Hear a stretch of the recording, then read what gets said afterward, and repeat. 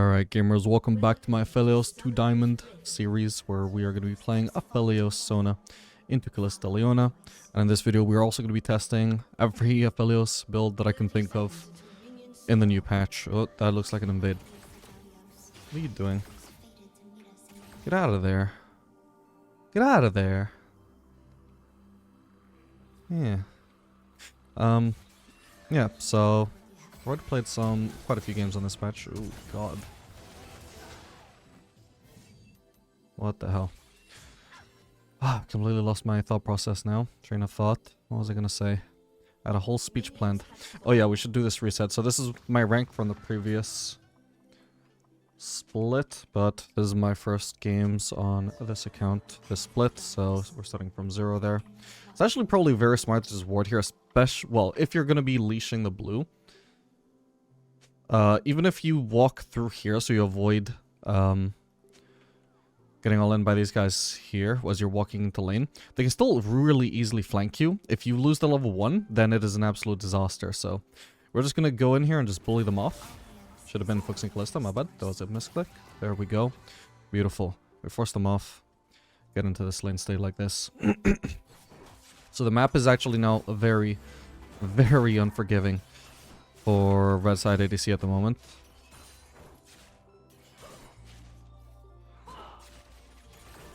Anyway, we should be playing in about Platinum MMR from the previous season. Even though that ranks at Silver, that was actually my MMR was Plat, so I'm expecting to probably get placed around Gold. Maybe off the first game, maybe off the fifth, I'm not entirely sure when it happens. I guess I can trade here. I don't want to trade too heavily, because the longer it goes, the more spears she can sack in me. Hit it, hit it, hit it, hit it. Plat isn't enough. But yeah, because we have double ranged versus a melee support, we actually don't mind taking some of those trades. We just want to drag them out too hard.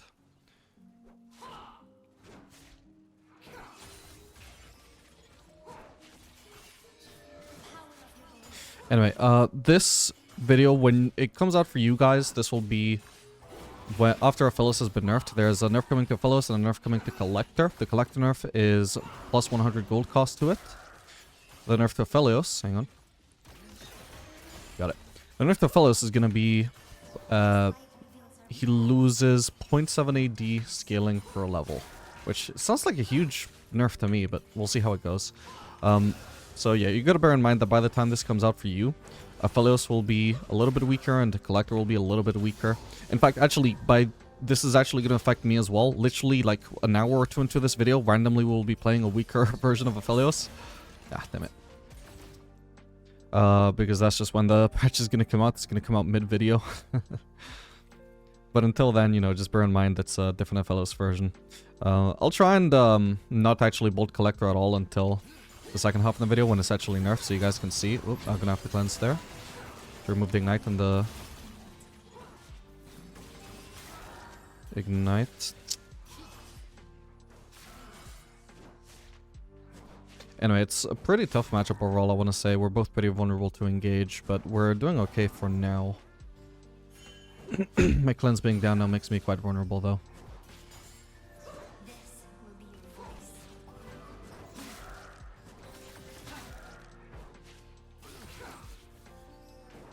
But they're also quite low, so...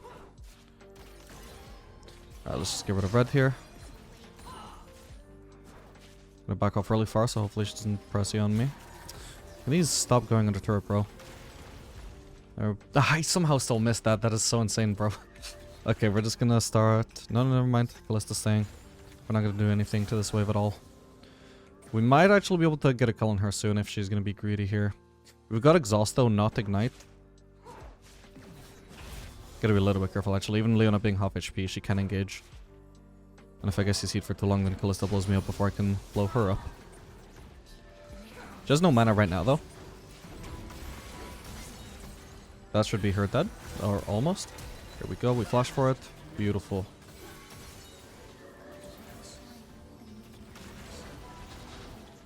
We're about to snare her. Boom. Lovely.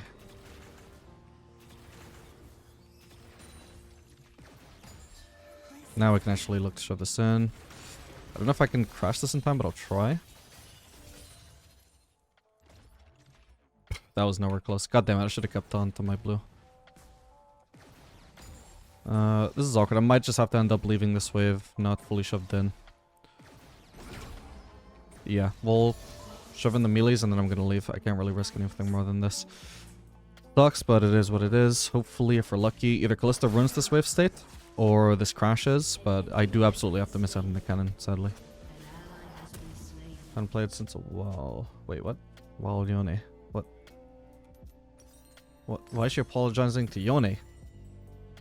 I'm the person who's CS. She is cost by not helping me under CS under turret. Anyway, we're gonna go for the Berserker's Rush here. It should be quite good in this matchup since we mainly want to avoid getting hit by Leona's E. We do that with movement speed, and we want to kite the Leona. We do that with movement speed. For Kalista, it's not so helpful. Serrated Dirk Rush, if we wanted to do the Collector Rush, would be good. Just for stronger trades. But like I said, I mean, I'm trying to avoid doing that anyway until it's nerfed, so you guys can see a more accurate representation. This will work there. Yeah, I may as well get rid of purple there. It's a shame I didn't already have red, or I could have gotten rid of that. Because she's gonna pink it, I guess. Careful, careful. I don't want to try and help her or spend too much time helping her here because I don't want to lose 4-minute turret. I'm already down enough as it is. Got a double kill and didn't even get a good wave state off of it. Or a lead at that. Ah, damn it. That plus. I got like 1 chakram out of that. That's fine though. I just basically wasted 60 mana. It wasn't a bad trade or anything.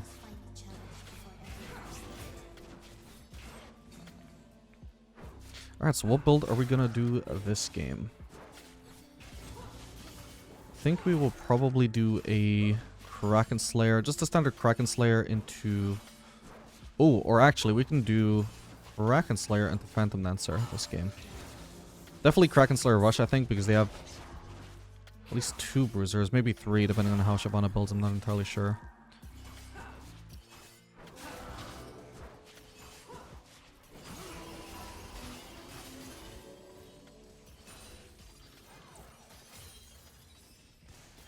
Okay, not bad. We got this on a sustain. But yeah, this Kraken Slayer into Phantom Dancer build is just a nice way to pick up a quick power spike. Do I trust my ability to farm here? Let's try it.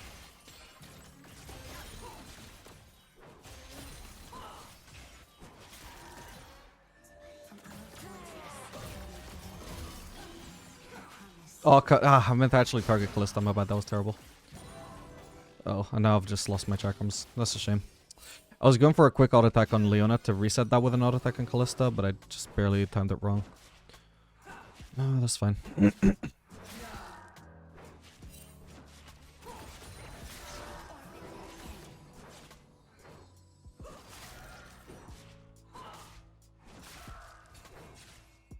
Just obviously would have been much more valuable to poke out the Kalista there instead of Leona.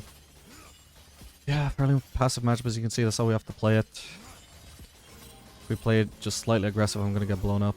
1 shot.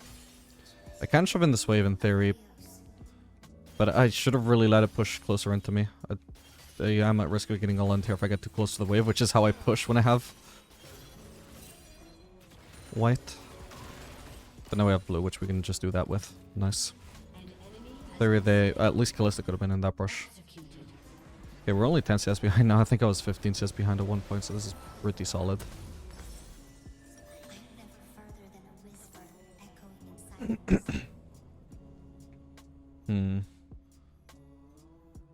Or, I mean, we could just do Storm Razor, just based off of the fact that at the moment, Mordekaiser is really, really behind. Look at his gold, or sorry, his CS. He's super incredibly behind, so he's probably not going to get very tanky at all, because he's also going to build damage. Leona, probably, I'm guessing, with Dark Harvest, and this thing is going to end up going full AP, so she's not going to be very tanky. So it's mainly just the Leona in lane, who I could use Kraken Slayer for, but it's not terribly important. And then there's just like the AP Shyvana, the threat of the AP Shyvana, the threat of the Akshan, I guess technically the threat of the Kalista, for whom I could use Storm Razor just to be a little bit safer. Oh.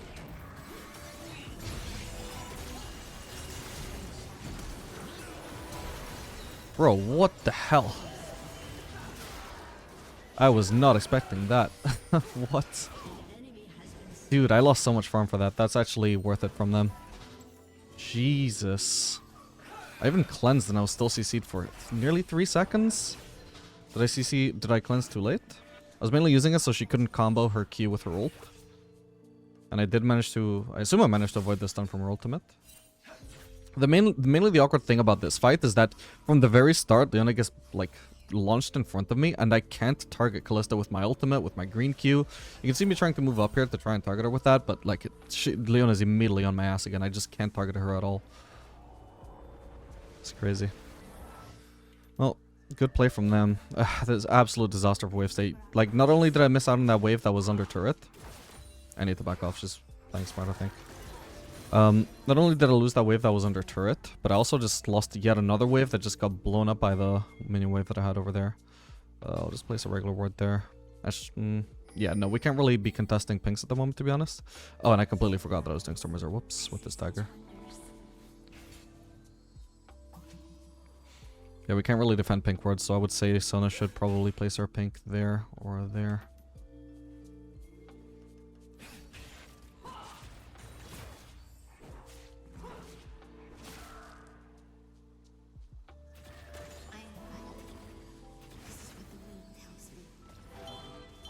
I just end up doing Kraken. Yeah, I'm gonna have to end up doing Kraken Slayer then. Unless I want to sell this dagger, which I'd rather not.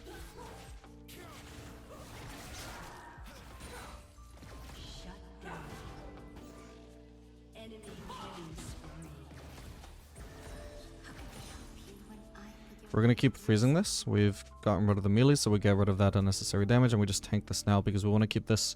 Actually, I need to be really careful. They could cheese really easily from there. Looking at my vision, but yeah. Keep this close to our side of the map. Makes it a lot harder for them to all in us.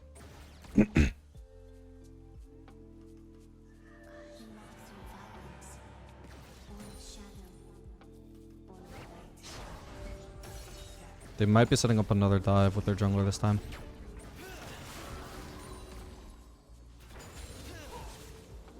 Didn't mean to entirely get rid of that wave, that was just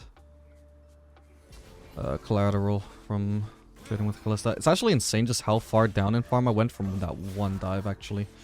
Holy crap, that was probably like a total of 20 CS lost, counting the next wave that I lost as well. Feels like Leona's posturing for an ult here, so I'm standing on my tippy toes. Or on the edge of my seat, just trying to react fast to an ultimate. I shouldn't be killing this wave fast, actually. Actually, I need to... sad. So I should have actually been killing this wave really slowly, so that this minion would get distracted with this wave for a while, and lead to this wave's crashing here instead of here, because now you can see I'm just very vulnerable. I actually have to base here, because I'm going to assume they haven't actually based. I'm going to assume they're trying to kill me. I need to base, because that's the assumption I have to make. So we just base. Because I can't farm until I have more information, and I'm not going to get more information for a while. Either until they give up trying to cheese me, or until they show up back in lane, which would take a while.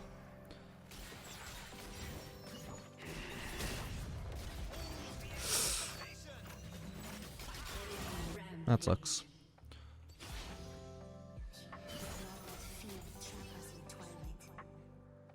Actually, arguably, so because my wave stat is so fucked here, I should just be rotating top. This is useless. When I get into lane here, I'm going to be 1v2. Even if I was 2v2, it's still, like, way overextended against the lane that we don't survive against. There's no point in me being bot lane. There's no point in Sona being bot lane. Until this wave stat is fixed, I should be going to join this fight. Or even just to farm here and push mid. I can try and help here now. Sadly, the fight is already over. You can see, though, I could have had such a great impact there. I'll just leave now, though.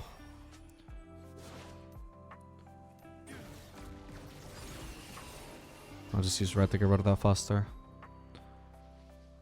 Yeah, that's sadly probably going to be the turret down. Oh, she has vision of me, right? Yeah. That's awkward. God, the map is so annoying now.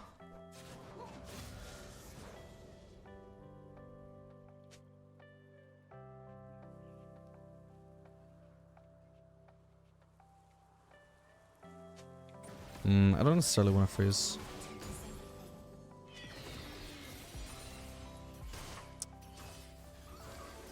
Definitely don't want these minions running under turret for no reason. Literally half of the CS that I lost. Like, I've lost half of the CS to the dive and half of the CS just to walking under turret.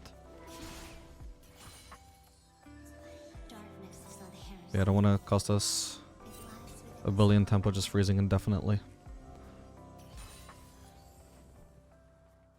We could try and kill Kalista. The only risk is that maybe she's not actually alone. The way she's playing though, she definitely looks like she's alone. She's playing scared.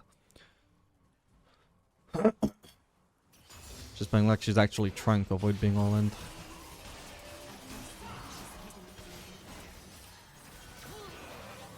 Okay.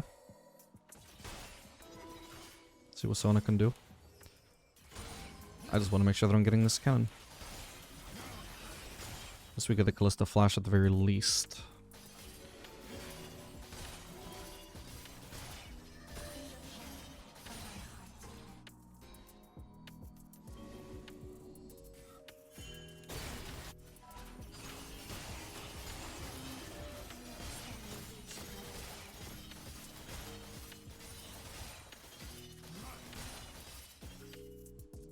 Alright, that's as far as I can push. I can't really risk anything more than that, so we just leave. Yeah, if I was actually hitting that turret, I'd be dead to Shyvana right about now. Exactly. So this is okay overall, but it's not as good as Kalista's.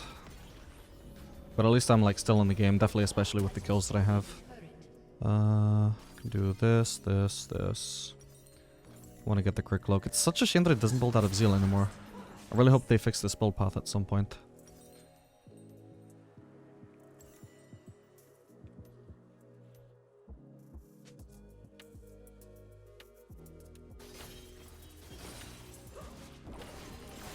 Need to be very careful here, actually. Oh, she's actually ulting. I didn't even notice. Oh, no, it's not even ult. It's Herald. What the hell is this, bro?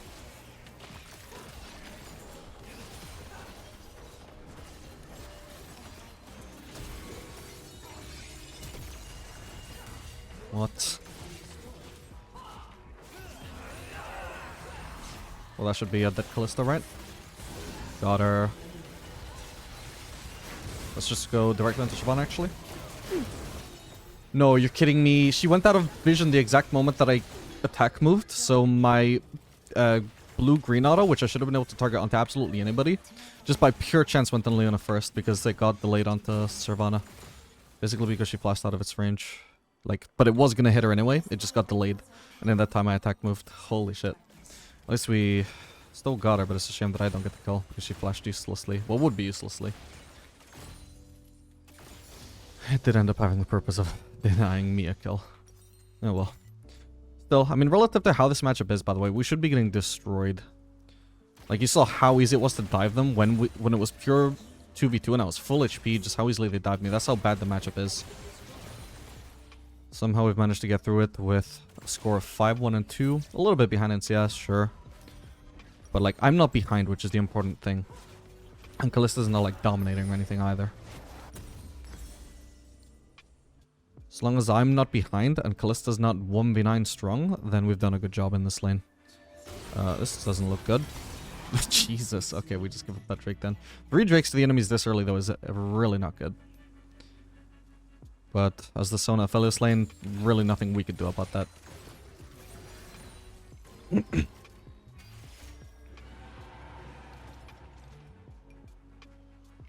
Just gonna do Raptors, give me something to do since I can't safely farm mid at the moment. Drop our ammo to 1, then we use the purple Q. Probably don't want to do red, you might be upset about that.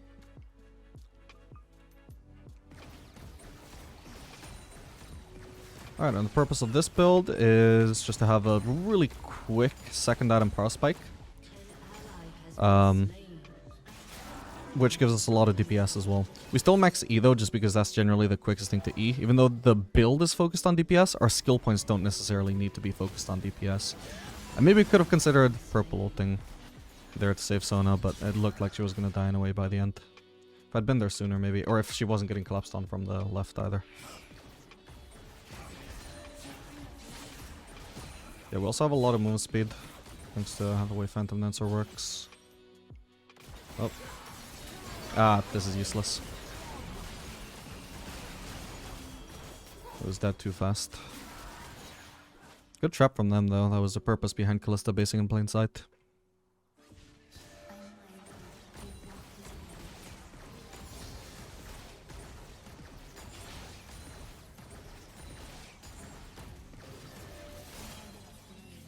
They could easily Baron now, I'm assuming. I'm scared to walk into this bush without using blue trinket, though. But yeah, they're probably on Baron. Yeah, there it is.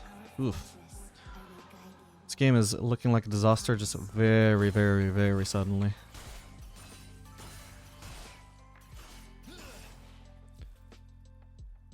Can't really safely push this. We're gonna go for the Scuttle Crab. I'm just trying to maximize my farm, waiting for my time to shine, if that ever arrives. I can base now because I don't want to wait too long waiting for BF, so I don't want to be powerful ASAP, so we can try and carry fights whenever they happen, unpredictably. I do not know if I will get the chance to wait for BF sword, so I don't take that risk.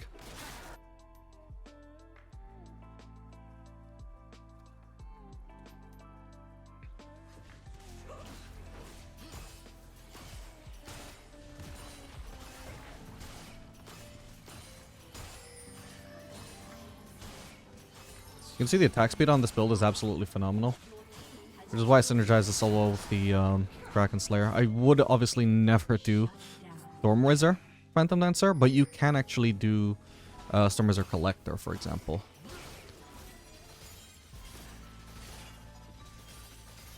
You just don't bother with a Phantom Dancer this early on unless you're running Kraken Slayer because of their synergy. Let's probably yeet that again. I don't think there's much we can do there. Yeah. Maybe we could have done something, but we have minimal information on the enemies. Actually, speaking of minimal information... Well, there's 2 dead now, actually, on top lane. That's nice, but... Still don't want to risk overstepping here and getting collapsed on.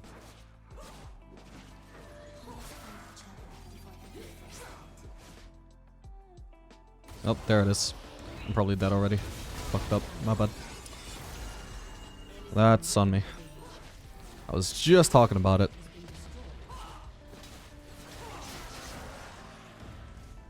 I don't think Exhaust was changing much there. Jesus, that was all of Shyvana's damage, though. That didn't even require the bolt, and that was just Shyvana being a monster, apparently. Okay, in that case, I can see why the Exhaust would have helped. But, I mean, technically, I can see why it would have helped, but then you see Callista flashing onto me. So I would have died 100% no matter what, anyway, even if the Exhaust was up. I had no way to escape the Callista, or did I? I think my flash only just came up? Yeah.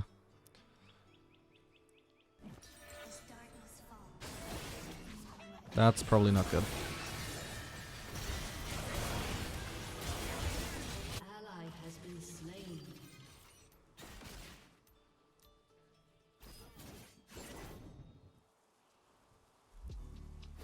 Your turret has been destroyed.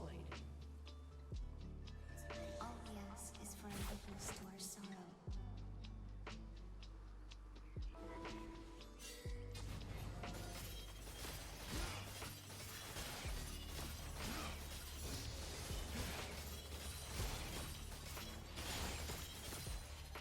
Okay, now we go defend there. Not that turret, obviously. We have to give that one up, but... Oh, Lord. Why are you there, Sona? An enemy is unstoppable. An ally has been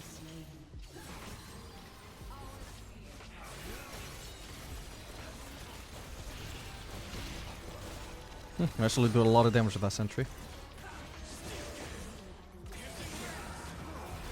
Oh, dude, I was just about to go defend against those super minions. You know, now I need to join the fight. Such bad timing for him to randomly run in and fight.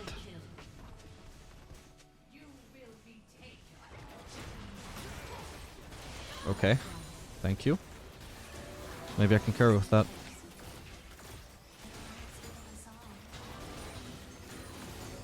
She did not expect the blue-green burst. Okay, I can just barely get Infinity Edge right before. Hopefully I can force another fight. Don't have Callista, so... Come on, home guards, here we go. Need my team as well, come on guys. Maybe I can try and bait something, because I've got cleanse. Nah, I just... I just barely died. Fuck me. If my team was actually there, then maybe could have done something. I was hoping that I could at least bait them into, like, dying on the turret or something. Even if it was me alone, but... That's rough, man. I'm obviously a bit desperate here because this looks like we're just gonna lose like without me even being able to participate in those fights. We're playing very badly as a team. Wow, let's go, Kale. How strong is she? Not even that strong, supposedly. Strong enough to carry this fight, though. Oh no, but Kale, you gotta do something there. Okay. Lost one Nexus turret, which is why we should not have been fighting here. This turret should have been our priority. Okay, there's Callista again.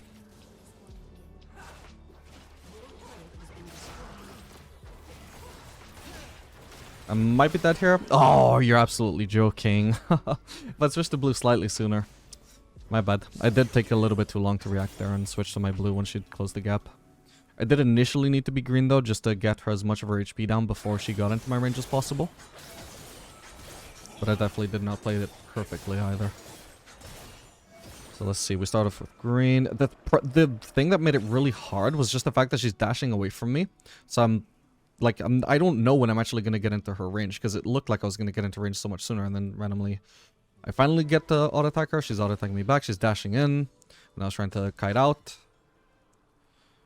But basically, so this one auto, sure, I do with green. And you can see my first auto landed on her so much sooner than her first auto. That is the advantage of starting with green. But then I need to switch to blue if she's going to be all-inning me. I'll just spam green here, I want to get rid of it. What is she doing? Hopefully I don't die here. Oh, come on. That's, well, not embarrassing, but sad. Okay, nice. I think the movement speed from Kraken Slayer is literally the only reason I got that.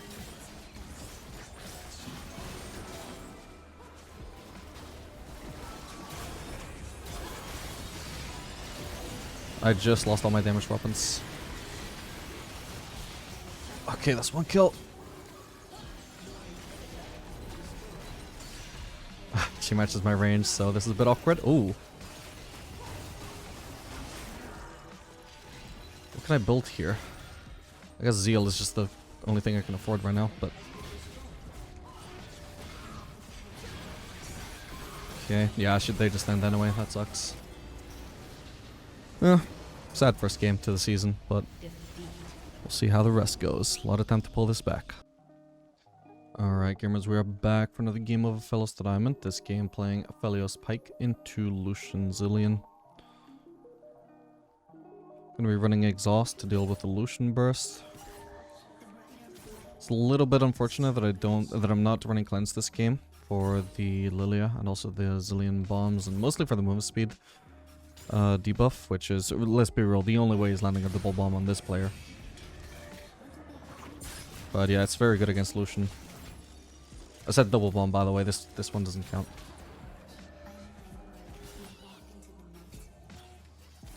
Already a pretty good start to the lane, though. And we're going to be running PTA since we have a Pike. We want to have PTA to, like, follow up his engages with as much burst as possible. It's going to fall off a little bit after level 6, but that's normal. I'm just going to keep going on Lucian, actually.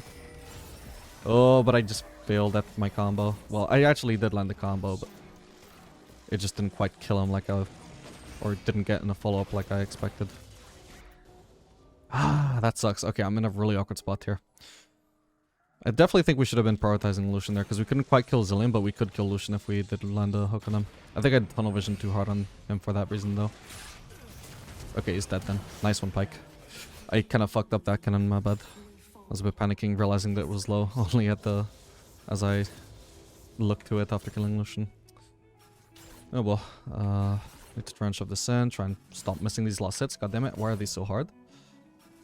There we go.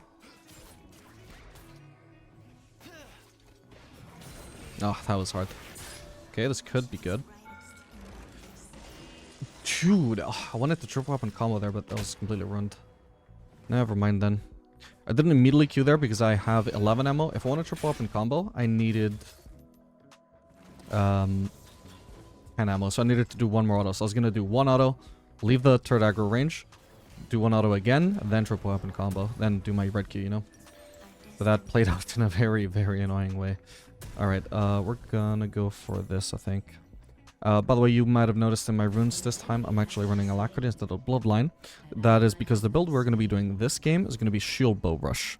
This is something I was even doing last patch, even before the Mythic system was removed, and I won, you know, 100% out of the 2 games that I played in Master, 200 OP, with that build.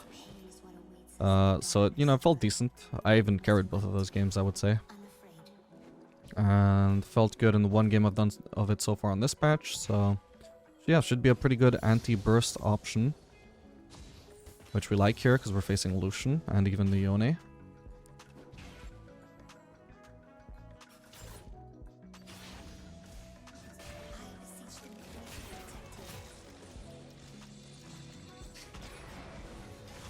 Okay, nice. Oh, we got a Belveth gank.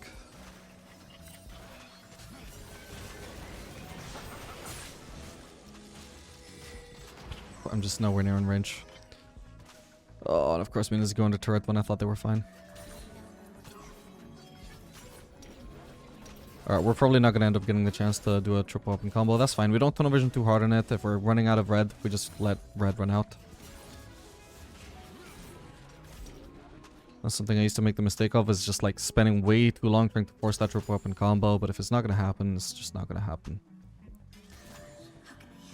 We ideally don't want to be super low on red and green, because then that is good for like combos, because you can do a combo with 4 different weapon abilities. But your DPS when you're doing 2 different swaps is absolutely terrible. Oh my god.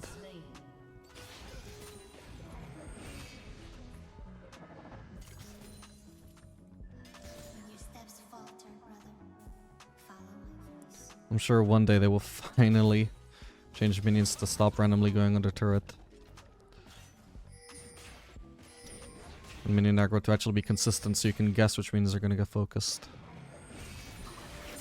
There we go.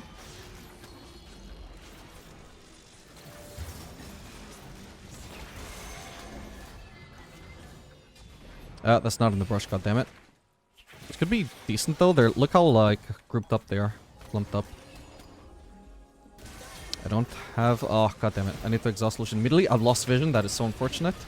Oh, for love of God, bro. Okay, an Ignite on Lucian 100% would have been a miracle maker there. Both because the damage would have also like made it 100% that we get that kill.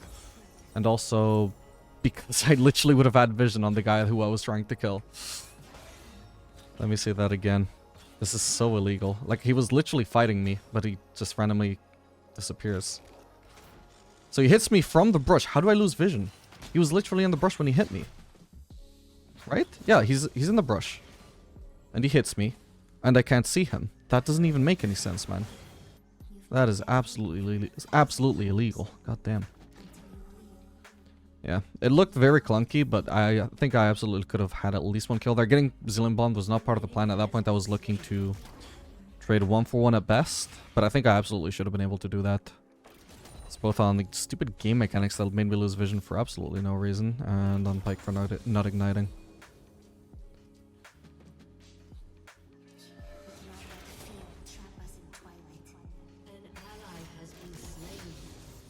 Anyway, this is a pretty good wave state we've ended up with here. We can deny a little bit of farm from Lucian.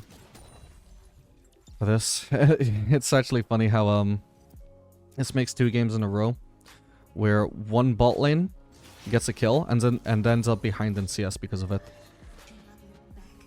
Happened to me last game where I double killed them and ended up behind in CS because I couldn't crash it, and now the same is happening to them. They kill me and end up behind from it. So you know what was funny there? Is I wouldn't usually root immediately, but I could fucking tell. If I don't immediately root him, he's gonna go in the brush and I'm gonna lose vision and I'm gonna lose an kill opportunity because I'm not gonna have like any vision at all from Pyke or from the game being generous. So I was like, yep, screw that. I'm not risking that happening. Alright, ideally I hold on to at least 2 purple ammo there so I can do 1 more purple root. Oh. Pyke should have really been more patient there. Even if he couldn't actually land the hook, if he could just keep on holding onto the hook and keep forcing Lucian to move upwards and downwards, trying to juke for too long, by the time I actually root Lucian, Pyke is in melee range, I can hit him with the Halo Blades autos. This is awkward. I probably should have been looking to crash this already. Before Zillion got in the lane, before we started seeing Lilia here. Missed out on that. What? Whoa, that was actually either really badly aimed or really smart.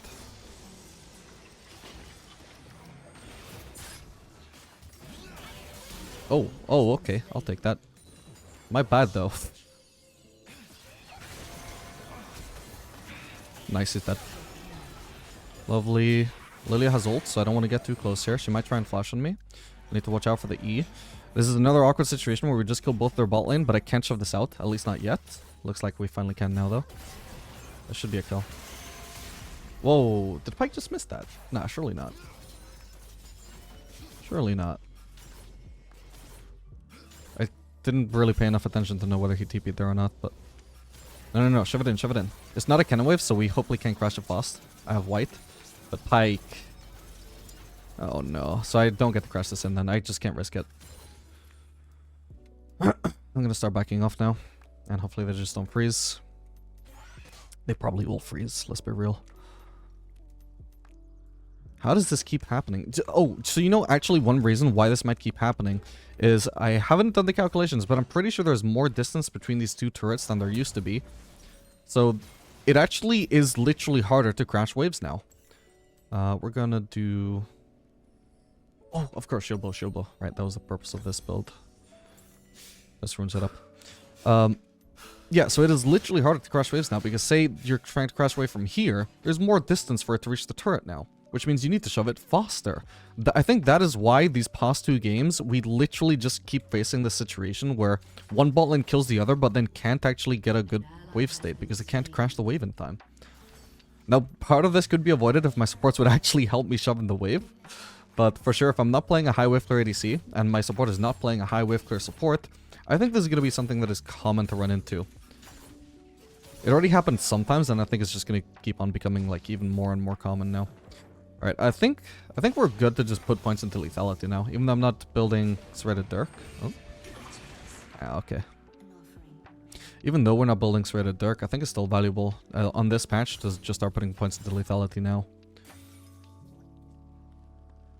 I say now, like at any point really. I'm just doing it now because I just feel like it. Nice one. I really butchered that combo, but he should be dead.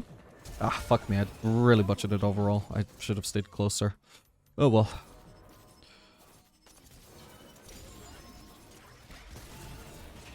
Using that random ass green cube because I want to preserve my chakrams. That helps me shoving this wave slightly faster. There we go.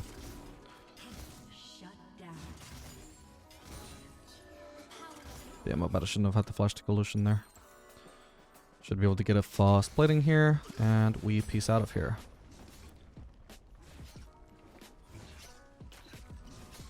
Yeah, I actually really like this matchup though. Like, Lucian is actually supposed to be, I would say, not really all that favorable matchup for Aphelios. As far as lane bullies go, it's like one of the better ones for Aphelios to deal with, I guess, because he's so low ranged that I can actually fight back a lot of the time, but his burst is also so immensely high. But Zilean doesn't really support that playstyle of his. He doesn't buff him up, he doesn't engage for him. Zilean is like completely independent of whatever Lucian does. He just doesn't help him at all. So just the fact that we have a lane that can actually really threaten the Lucian, while Lucian's threat is not as high as it otherwise could be.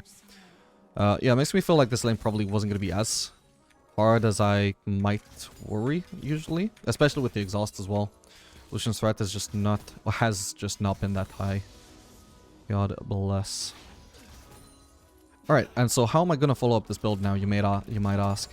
You might be wondering, what the hell, this build has no attack speed. How are you going to deal any damage? Doesn't even have like lethality, so it doesn't do like some DPS just by virtue of having that extra stat in lethality, like, you know, Collector does.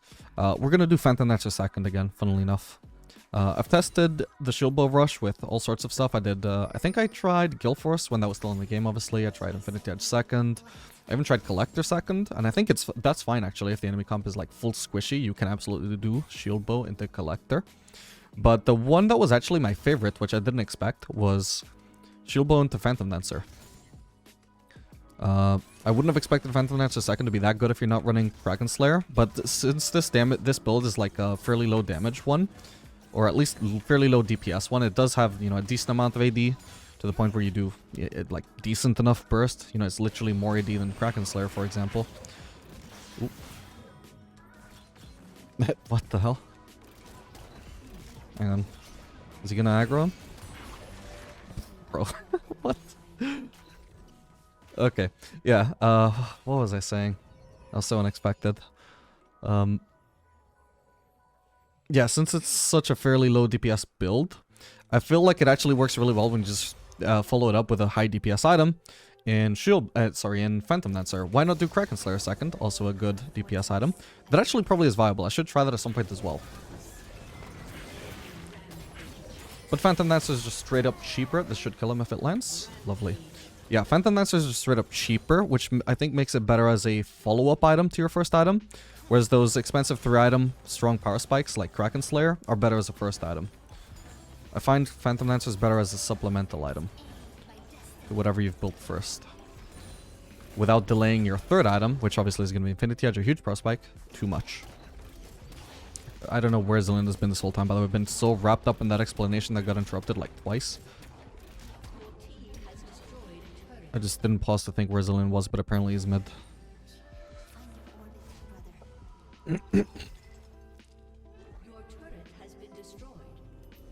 Yeah, anyway. I'm absolutely loving the build variety in this season. Oh yeah, we're not doing Infinity Edge. I was just saying that. Okay, at least I can afford every single component towards Phantom Dancer. That feels nice. Yeah, I'm loving the build variety this season. Because already last season, I used to get like really experimental with Aphelios builds. And I felt like it was okay, even despite the mythic system being in place. I did feel like there were some builds that were okay with delayed mythic. But now that there is no mythic system, so there's no mythic to delay, it actually just does feel like you are actually being rewarded for being very smart about your builds, as opposed to being punished because you're not doing your mythic. So I love that. Don't know about you guys, but I love it.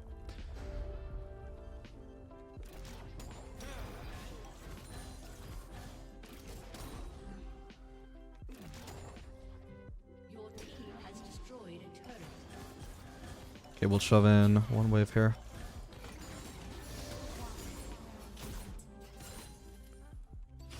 And now we start rotating mid. I could keep pushing, but in theory, like, I don't know where every single member on the enemy team is, and if even one person stops to defend, I either die or at least waste my time, and I can't actually push the turret. In hindsight, I could have killed Lucian easily, right? He's so low. I can maybe try and gank Yone, actually. Oh, he's got the third Q, my bad. Okay. Well, I'm just gonna start pushing this, and Zed should rotate bot if he wants to farm. Ideally, he wouldn't have taken all that CS, but whatever. Oh, why is Zillion top? Oh, didn't mean to take that to a shot, my bad. Okay, and he's dead. Nice one. Well played, Zed. Managed to preserve my chakrams here. Not that it makes a huge difference, but it's about doubling my damage right now. Yeah, turret shot or not, I don't really think there was ever any world where Yone could actually kill me there. Oh. Oh god, I'm so screwed. I also meant to not take a turret shot there, but... Ah! I can try and exhaust her now.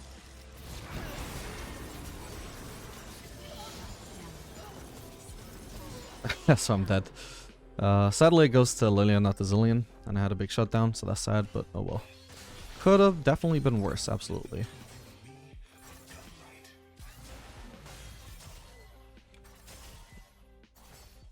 Wait, what? Wait, holy shit.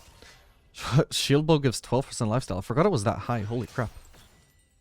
And we're getting 3.5% from Doran's Blade, so we have 16% lifesteal. That is ridiculously high.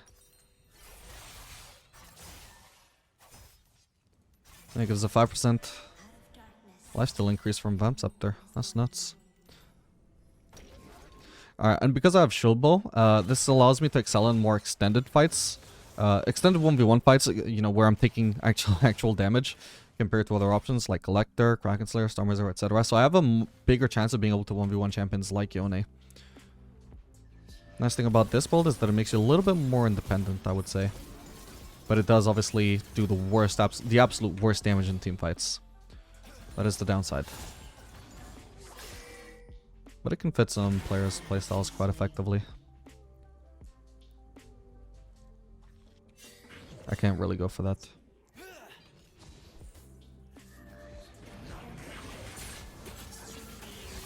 Okay, wow, he just got a solo kill.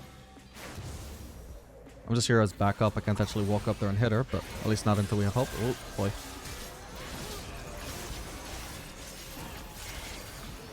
Come on. Is he still in that brush? Where did he go? Oh.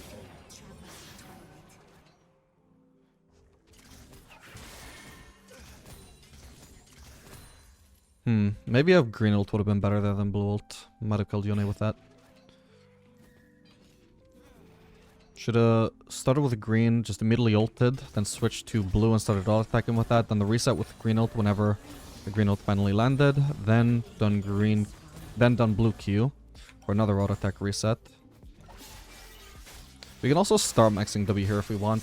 If we want DPS, it would certainly be the best choice. We don't need to finish maxing Q just because we already put some points in it.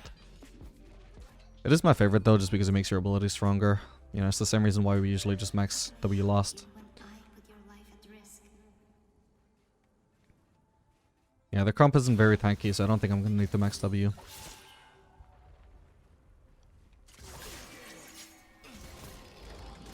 Fuck me, even though I dodged that bomb, I'm still in trouble. At least I take a lot of damage, even if I survive.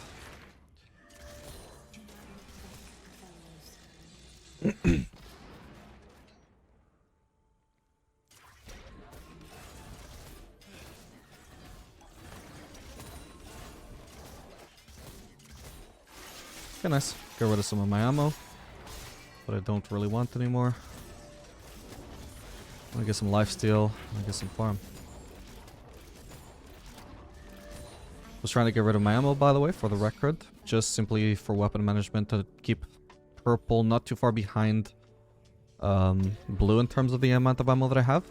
Because the downside of doing this weapon cycle, the great side is you get blue-green, which is super underrated for people who don't already understand the power of it. It's a super strong combo. But then the downside is you end up with red-purple, which is very good at one thing, or, well, technically two things. It's very good at kiting, very good at survivability in general, but it really sucks at dealing damage, so it's not necessarily a weapon combo that I would usually recommend. It can shine sometimes, but most of the time I would recommend avoiding it, just because it leaves you with lack of options, just having no weapon that you can, no weapon or combo that you can do for damage. So that's why, generally, like, we're gonna get rid of blue now, for example, and now we have purple-red. And because I'm already down to 16 ammo, what the hell? 16 ammo on my purple, I'm not going to have this weapon combo for too long. Whereas if I get rid of green and blue around the same time, I have 50 red ammo, 50 purple ammo. I'm going to be stuck on this combo for a while. Whereas here, I'm going to keep my purple here now, because now I can get rid of purple as soon as I press Q.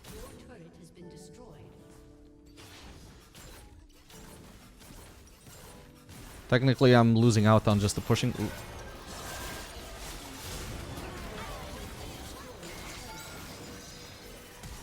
I don't think I should have been doing... Wait, I didn't... Okay. Oh, for fuck's sake, Zelina, I hate you. Oh, damn it. Where did my entire team go, by the way? I mean, I guess Spike was never here, Timo was never here. It's literally only Belveth. Don't know how we ended up in this position, actually. My bad, I was a bit distracted. But yeah, I ended up holding onto that purple ammo just because I knew you could do this triple weapon combo. I root Lilia with purple, and you can see incoming weapon. I'm doing a weapon swap. You can't auto-attack, and you can't cast regular abilities during weapon swaps, but you can cast ultimate. So we root Lilia, and then we use immediate ultimate with whatever weapon we're getting next, with this rotation is white. So we root her into white, and we start auto-attacking with an immediate 6 chakrams. It's an absolutely brutal combo. That is why I was keeping purple there. Because as much as I don't usually want to be on purple, purple-red, it is a really good swap combo. Really, really good. So I want to hold on to that combo. I just don't want to actually hold on to the weapon combination, you know? But that's why we drop purple low, but then keep it there. Obviously not for too long. Like I said, you don't want to tunnel vision too hard on one combo, but I didn't have to wait long for an opportunity to arise there. I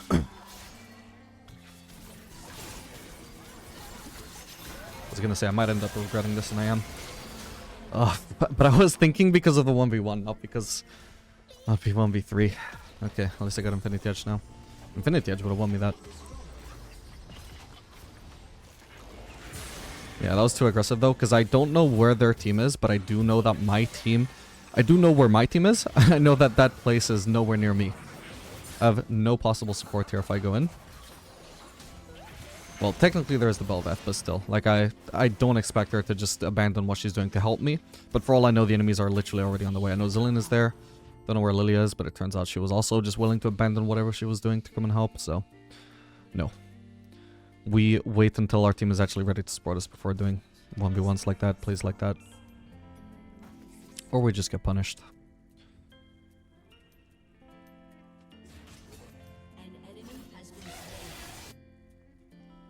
Anyway, now we got the threat on Power Spike. We are really strong right now.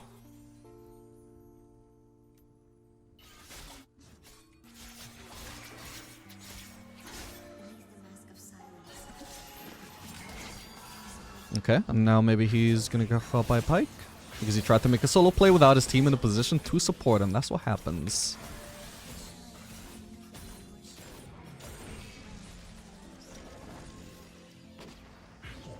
Remember, 1v1s are not 1v1s. They're you against all the invisible people right behind your opponent. That's what Yone failed to consider here. Alright, we should... With 2 of the enemies dead, we should be able to just push this turret now.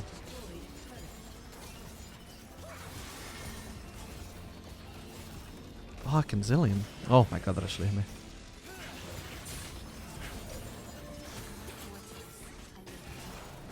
Okay.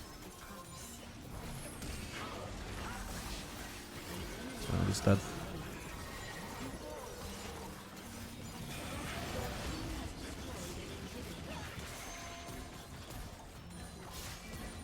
I'm doing so much damage with my blue AoE now, by the way. I'll probably need to flash that. Ah, he's still aimed that at me. What the hell? I'll exhaust him and then it should be fine. Not the best ult there, to be honest. But I guess the job done. Do I survive? Probably not. No. Okay, that's fine then. It's not too bad. We do hopefully kill her at least. Oh, that was a terrible W from Zed. Oh no. Oh no. Oh lord. Alright, we'll probably want to get QSS. So like I said, like, cleanse would have been amazing in this game, but exhaust was also just a huge part of getting us a lead in lane by shutting down Lucian's burst whenever we were in upfront trades, which allowed them to go in our favor, which allowed me to snowball. But now picking up QSS when I go micro items will be quite nice, so I don't get so easy to pick off with both Zillion slows and also with the Lily ults. Both basically point and click.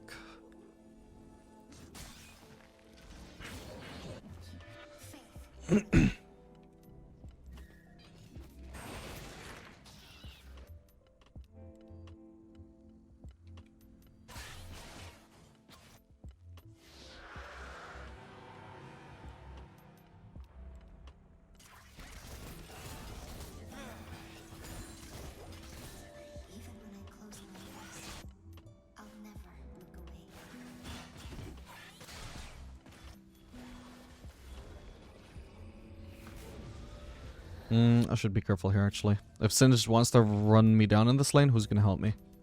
No one. I'll have to go for Raptors. I can't simply farm unless they get rid of the super minion and push it towards us.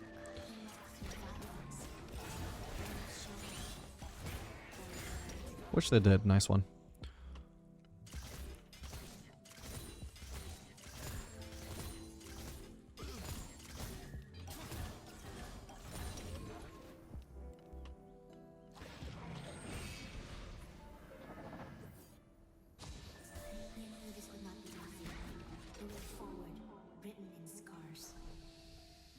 Once again, I do need to consider there is no teammates that would help me right now.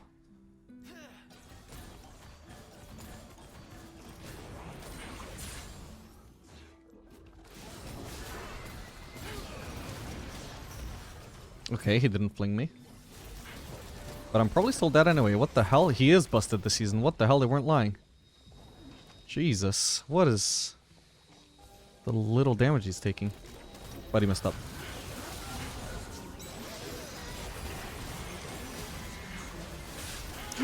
Don't push her towards me. Oh, thank God. Alright, nice one. Alright, that was actually a situation where it wasn't bad to have purple red. Because in that situation, I actually, at a certain point, really did only want survivability. So that was nice.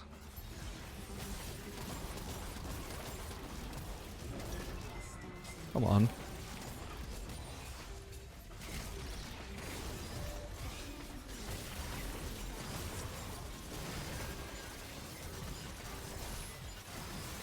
I feel like I can't get as close to the Baron as I usually can. Nice one. Alright, let's recall, spend our gold. How much does Jack Show cost? 3,200. Okay, quite expensive then. I think we'll just finish this thing, get another crit cloak, and we're good.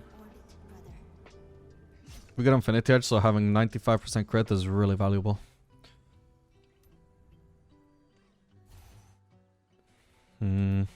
I want to be pushing bot really, but I'll go for the red buff.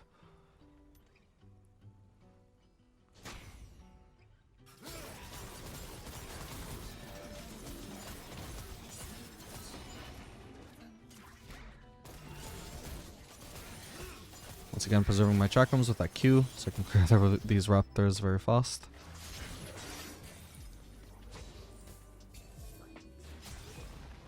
Bear in mind that green-white is just the best combination for preserving chakrams for a long time. Just because they are both fairly low cooldown abilities. Meaning you can just alternate between them to keep the chakrams up indefinitely in the right situations. So long as you have targets to hit.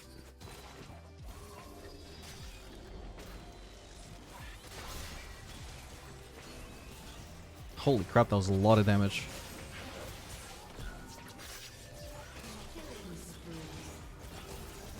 Whew, if I'd ulted him, he would have died, but that would require actually hitting him with ult, but he has his dash up, so I don't want to risk that.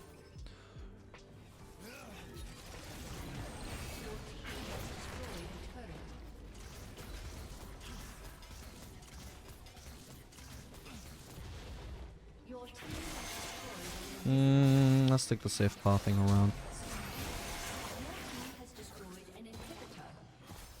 One thing I realized, by the way, is that I've always really underrated the upgrade from QSS into Mercurial Scimitar. I used to think it was not amazing just because you don't get as much damage out of it as completing a different full item.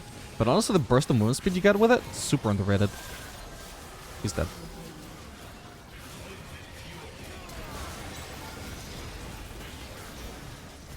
I really expected somebody to die from that, and I lost my ability to lifesteal there. How did nobody die? How did... what? Was there no follow-up from my team? Maybe I don't have the right build to do that. Anyway, that was a decent game. Alright gamers, we are back for another game of Aphelios the Diamond. This game playing Aphelios Thresh into Vayne Morgana. Vayne running TP for whatever goddamn reason. It's a mystery to me. Oh, is Vayne AFK? Certainly looks like it could be that way. Well, that is annoying if she is.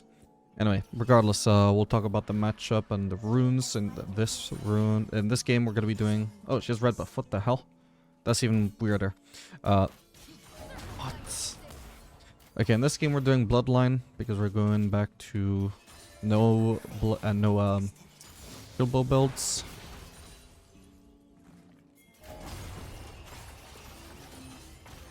Nice. And we're also running PTA.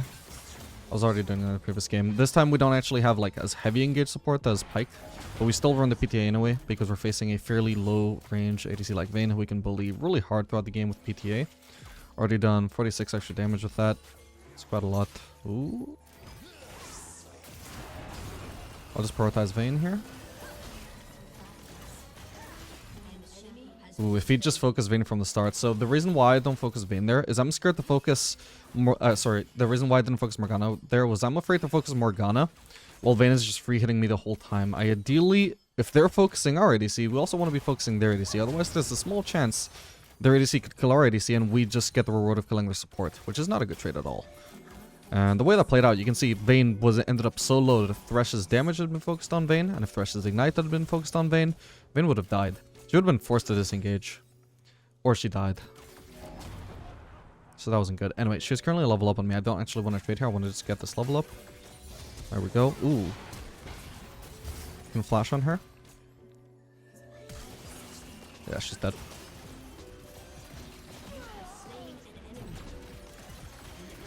Managed to do it. Really nice auto attack reset there. That was super clean. Doesn't get me the kill, but it was super nice.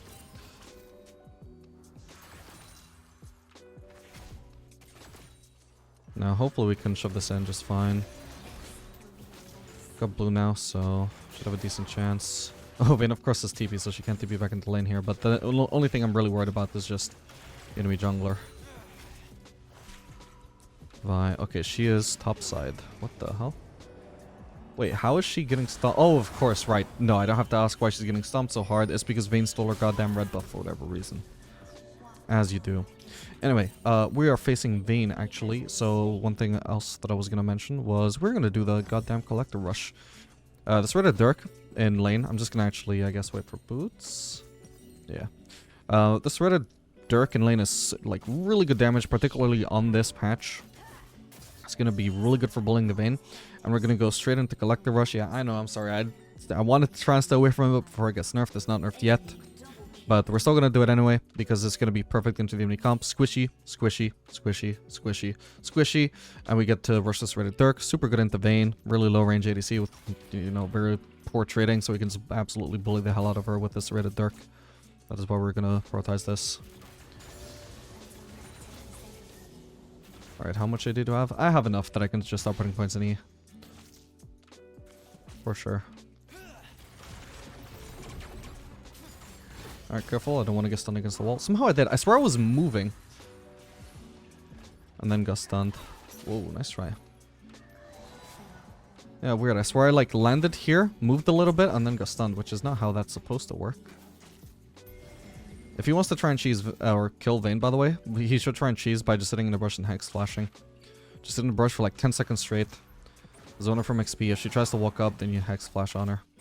This, like, walking up to her in plain sight, that is a very, very, very poor way of trying to engage.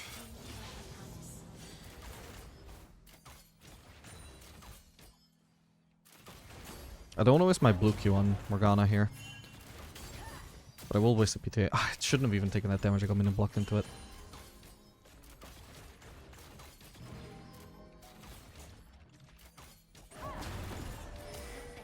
I might just base here because I've lost so much HP now from all this Morgana goddamn poke.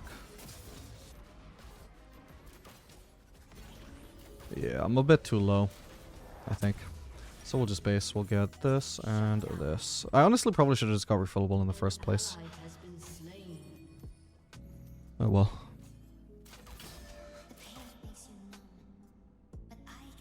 Crips block.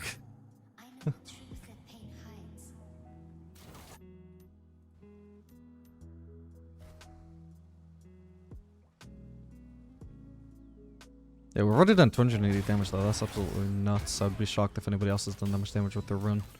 Doing more than double what Katarina's done with Electrocute. Granted, she is incredibly behind.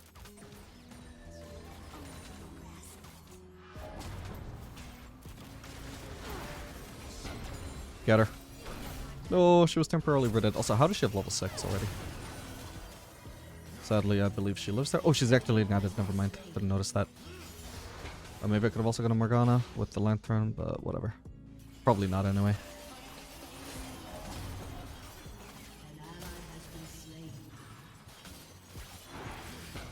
Nice try.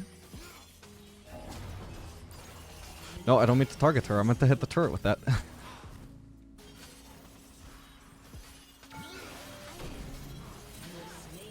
Damn, I die. Okay, that's worth it for me though, because I probably, hopefully, do not actually lose farm from this. Yeah, if you look at my death timer, the only thing I've really missed out on there is a plating. I actually do get more gold from that kill. I think he probably should have actually tried to keep on running. His flame might have been enough to get him out. Ooh, now he has no vision to cancel the Vi Q with his Q. Damn. Yeah, that was pretty poorly played in my opinion.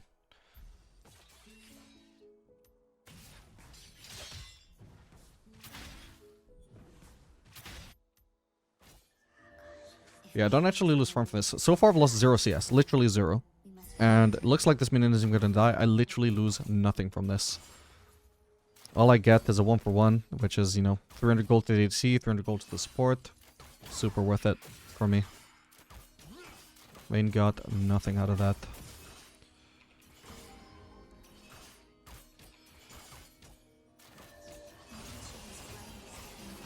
We don't drag that out because I know I got a weapon swap coming, and also because in general, there's not too much benefit to dragging out the full onslaught unless you're going to be DPSing them with Faircomes after, which I can't really because of the minion wave.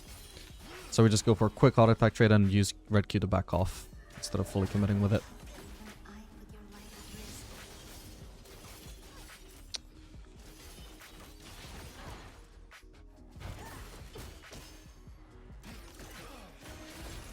Nice.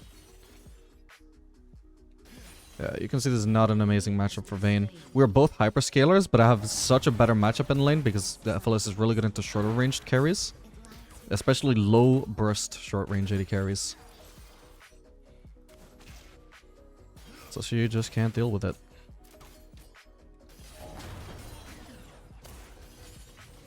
Okay, I got in front of him next, so my next triple weapon combo is not really a good one. It's not a really triple weapon combo at all. I'm not bothered about holding on to that. Ah, I missed. My bad. I still have cleanse. I've never actually used it this game so far. Alright, she's dead. Nice one. Shame it cost me my flash though when I could have just hit my ultimate. If I had better aim.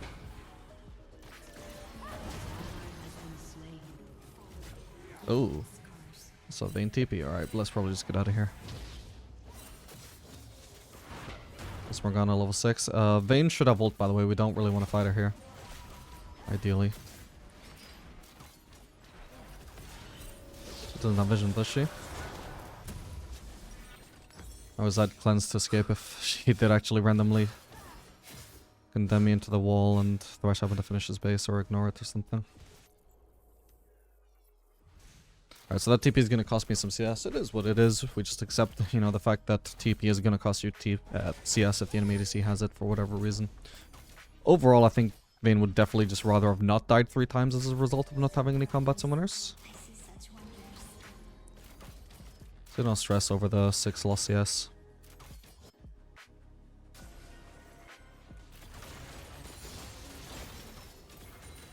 And she's dead, just like that. Holy crap, that was a lot of damage. That was more damage than I would have done on previous patches, I can tell. With Collector and Lethality maxing. I don't know if it's more the Collector or the Lethality maxing, or just both. But definitely it's more damage than I would have previously done.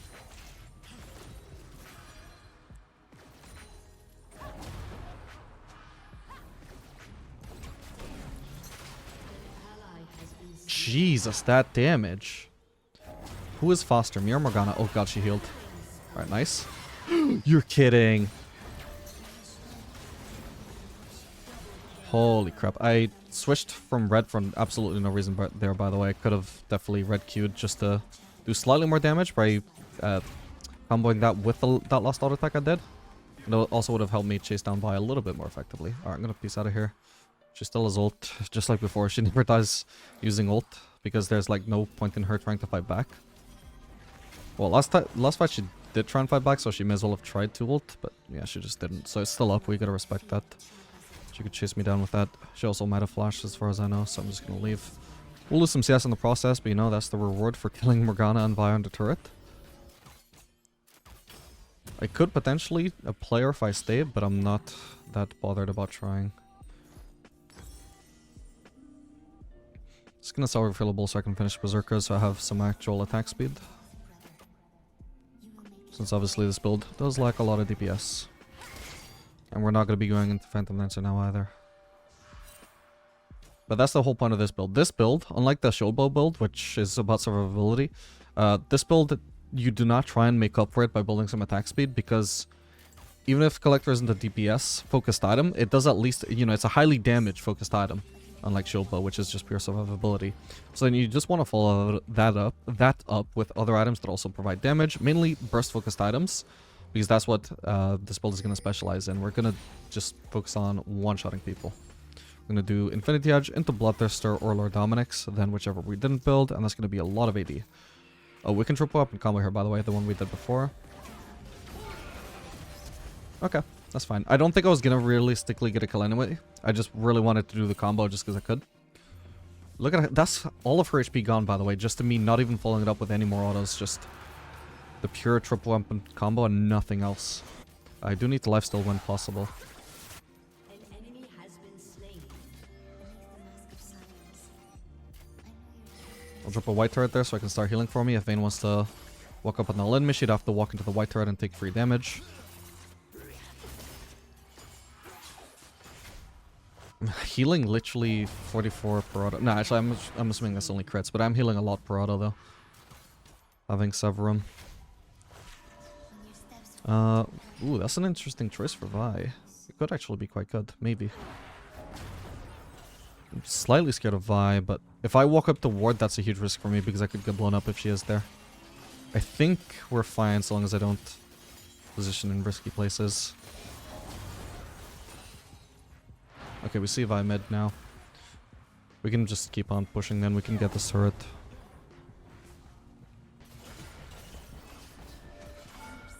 Oh.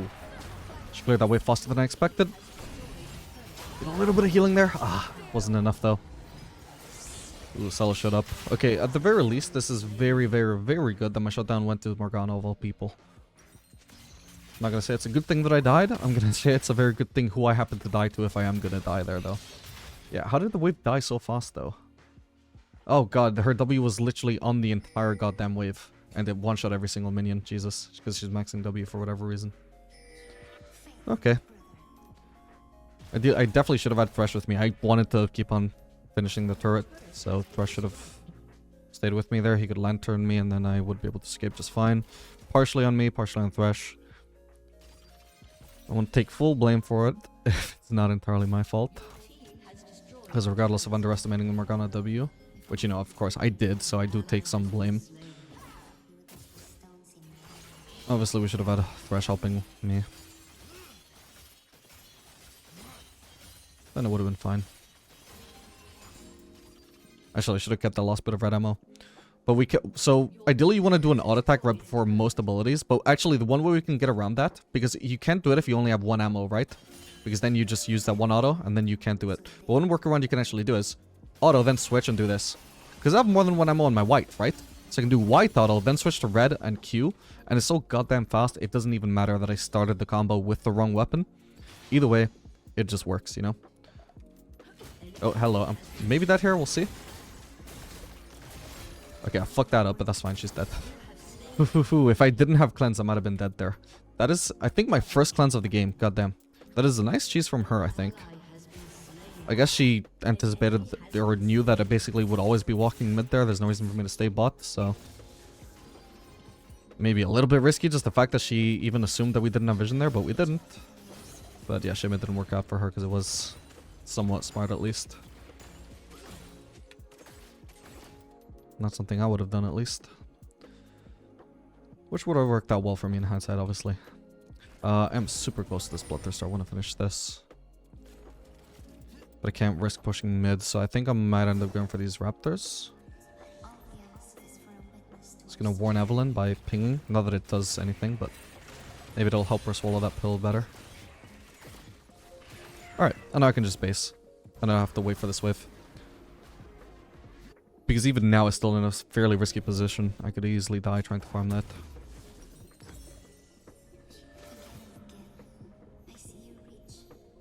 Ideally, Katarina should go ball. Let me see if I can get her to go there. Is she not going to? You know what? I'm actually going to ignore the fact that Celis is there. There is a Herald up here. It is probably more valuable for me to just join Herald. Join my team at the Herald. Force the Herald.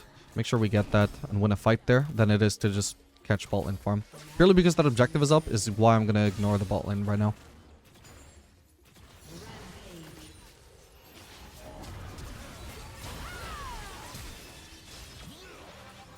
Ooh. I might go... Yeah, Vi is dead here. Lovely. I was actually only aiming for one person there, but... She might die here as well. Yeah, she's dead. Holy crap. Just look at that damage.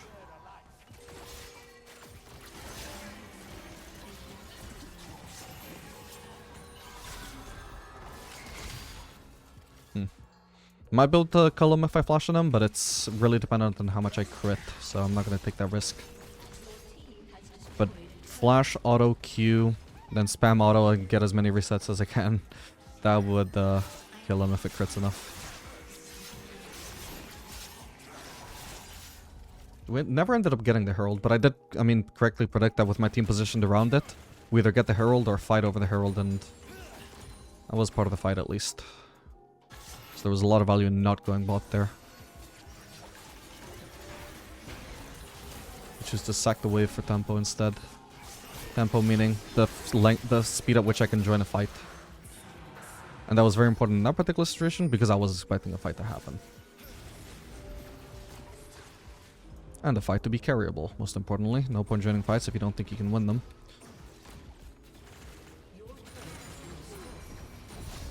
Maybe it's not good that I just wasted my purple cube, but probably doesn't make a difference, I guess. Oh, whoa, I need to flash that. My bad. I need to kill Morgana ASAP. I'm definitely dead here. I had a weapon swap is why I couldn't finish her off. That's sad. Yeah, fuck that up. I should have flashed in the other direction, I guess, but I was caught off guard.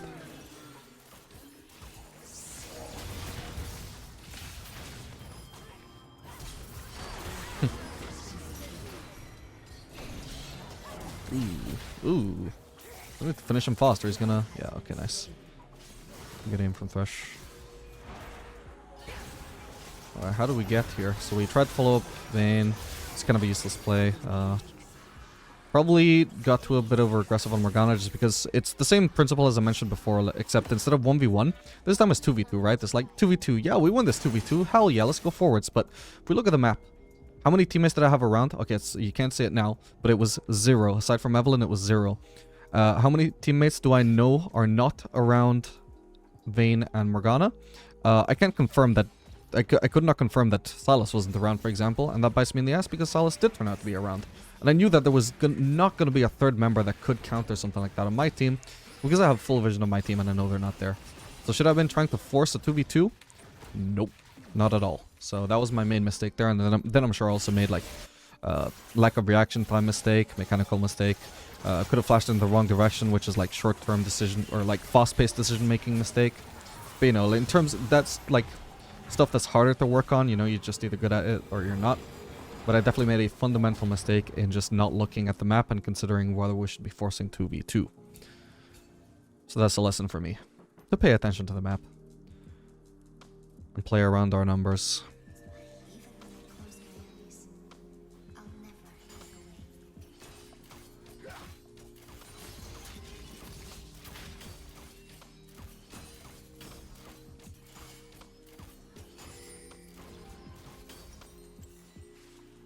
Downside here, or the only crappy thing about my build right now is I have a lot of gold spent that isn't crit when I already have Bloodthirster, or sorry, when I already have Infinity Edge. So every little bit of crit is really nice here.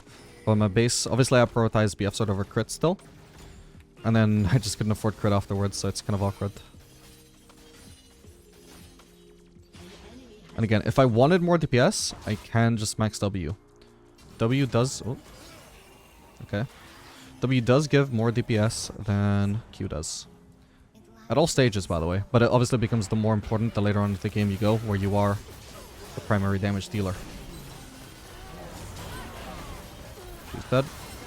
Well, I should be dead too. We'll drop a white turret, so it starts DPSing her and healing me.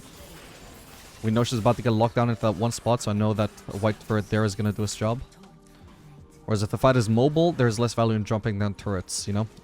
If everybody's moving around, you don't know where we're going to be fighting, you don't know how long somebody will stay in the turret's range. But I know Vi is about to lock herself down right there, so we place the turret right there.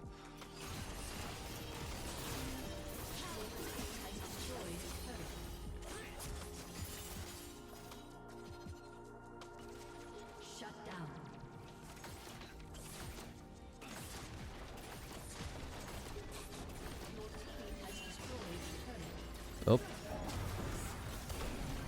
I shouldn't have done this. Sylas was right there. I need to start fighting Sylas and burst him down, ideally. Ah, couldn't do it in time. Sucks. But my priority there is to kill Sylas because he's the only person that could really be an issue for me there. At least, you know, within range. We don't focus Morgana, obviously. And focusing no one is an option because I know Salas will reach me eventually, given enough time. So ideally I want him to die before then. Unfortunately, did he use E on me? W on me. I think he just got in range of W. Or was it EW maybe? No, it was just W. That would have been avoided. I definitely could have had a cleaner QSS, I guess. I definitely had cleaner ones than Morgana W before. Or Morgana Q. Maybe dropping the white turret wasn't an option, and maybe it just locks me down too long without doing enough immediate burst. So I think maybe what I actually should have done was come on, I'm gonna show off on the red buff right now. No, I can't because Drake's spawning. But basically the green Q auto combo where you auto attack reset with the green Q. I'll show it off on the Drake actually. But that probably, I guess, with my build in particular, with how much burst I have, might have been my best shot at one-shotting Salas before he could get in my range. We do this. That was 2 different auto attacks there. Super fast. Because we sneak in 1 auto right before the green Q lands, then once the green Q lands, we can auto attack again regardless of how recently we just auto attacked. It goes independent, or whatever the term is. Like, it doesn't depend on the rest of my auto attacks. Even if I just auto attacked, I can auto attack again. That's how green marks work. Auto attack resets. But it only works at certain ranges, because you need to be able to land an auto before the green mark lands. But that would have been possible on Salas there. And it might have been my best shot. God, it's not a good angle for me to fight from, but looks like he didn't notice me, or... Alright, he's dead. Yeah, that was weird. So they had a pink there, so they clearly knew that I was there. Okay, nice. Didn't even end up having to switch to blue. He just died from so far away.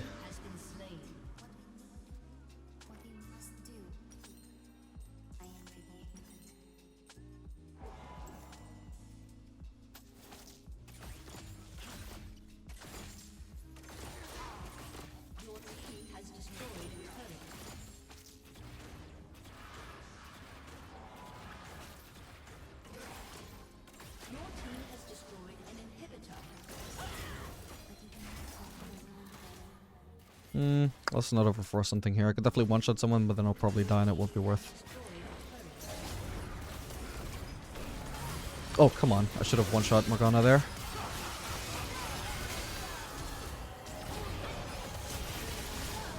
Dude. Oh, I actually would have had 2 kills there, but somebody died before they got blown up by my ult. I was hoping it would be 3 kills. Oh, my lord. I guess I didn't get enough AoE overlap with my blue ult for the 3rd to die. Or maybe I just didn't crit, I don't know.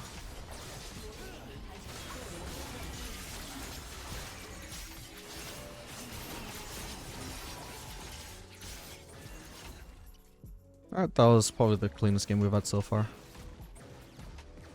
GG.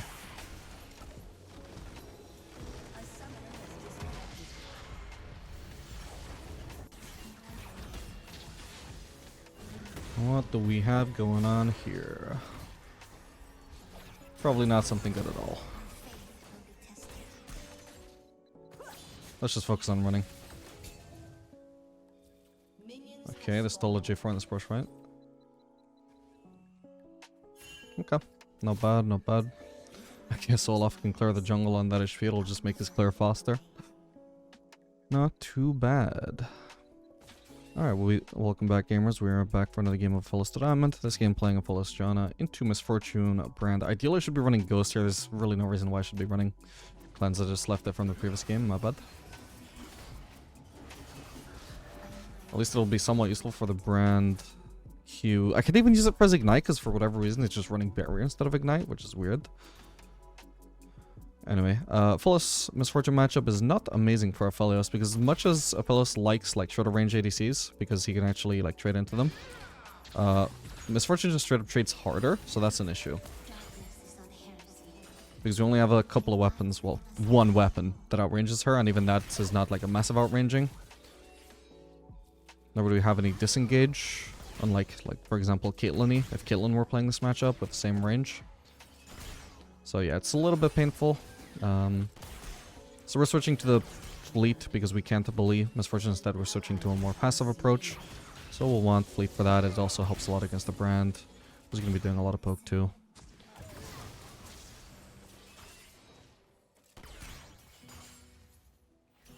If we had another Pike, for example, we might just want to stick with the PTA just so we could burst down, foster whoever gets hooked. But there's nobody getting hooked in this lane, so no value in PTA at all. We just want to focus on pure survivability.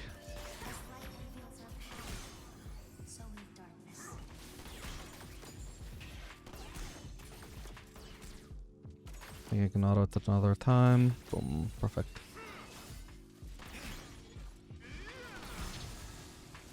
I need this minion to die, just to be absolutely sure that I can Q that kind of loss hit if necessary. Nice one. So you see, I still haven't used a single ability. Definitely not for trading. Because we have no reason to trade. I don't want to trade. If I walk up the trade, I'm going to lose the trade. So what was the point? I was meant to auto attack there, my bad. Should have had both of those lost hits. Only using my abilities right now just purely to get lost hits, because that is my focus here, is just surviving the lane. Fuck. There was a 50-50 whether it would focus this minion or that minion, It just happened to be the wrong minion for me.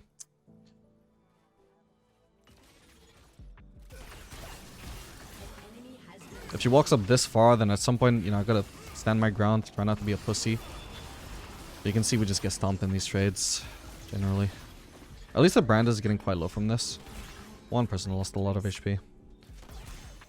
That's because they're trading in our wave, that's why I try and fight back there. Still have to execute the trade well enough, or otherwise we do still get stomped, regardless of it being in the middle of our wave. This is really bad because we do not even have the wave helping us. Well, okay, it looks like she lives, but generally I would expect that trade to just be Janna dying with no potential for us to achieve anything without the wave helping us, so we just leave her to die. No point in trying to help her and getting into trouble as well.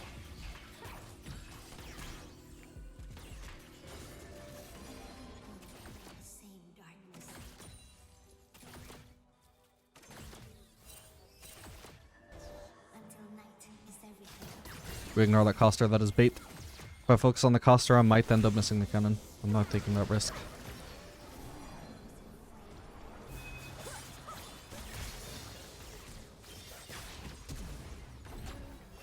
Probably shouldn't have done this. I mean, at least we're trading 1 for 1 for Misfortune. Yeah, with Flash. But I spent so much time on that just to, like, lose all the CS under turrets. I should have just left it, honestly. Either I didn't follow up in time or Katarina went into early, one or the other happened, and then I just needed to accept that there wasn't really going to be anything that could be done there at that point.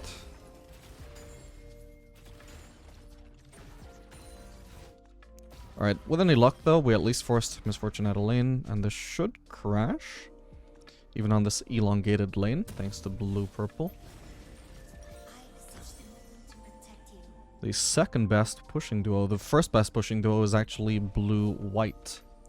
Because you can do auto Q on blue and get a ton of chakrams. And then chakrams are just, from there on after, just much faster wave clearers than blue is. Blue's wave clear only actually becomes insane in late game.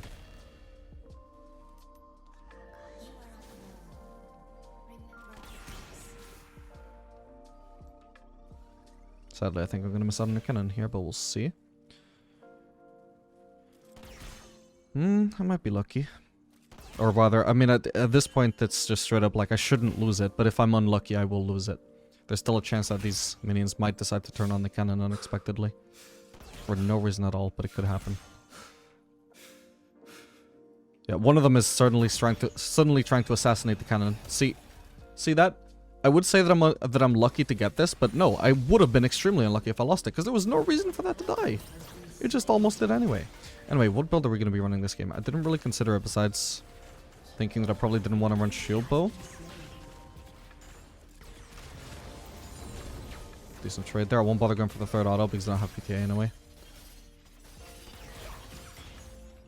Careful. When I go for that trade, by the way, I don't know if you noticed, but I actually aimed my blue Q in a way where I wasn't aiming straight at Misfortune. I was actually aiming, was it slightly to her right? I think, yeah, slightly to her right.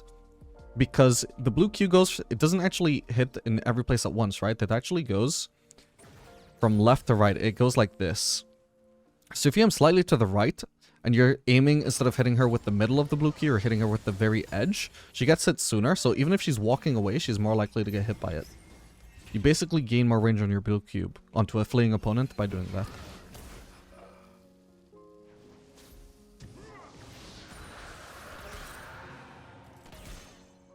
Okay, there's a J4 there. Don't want to try and all in Misfortune? Sure. Didn't quite kill her, damn. That kills though. Nice one. Let's go on J4. Immediately dropping a ward even though we already have one there because the other one is being blocked out by the pink, and I know that if I drop a ward immediately then we're not gonna, it's not gonna have its vision disabled for like a second or something, so it doesn't pause my DPS.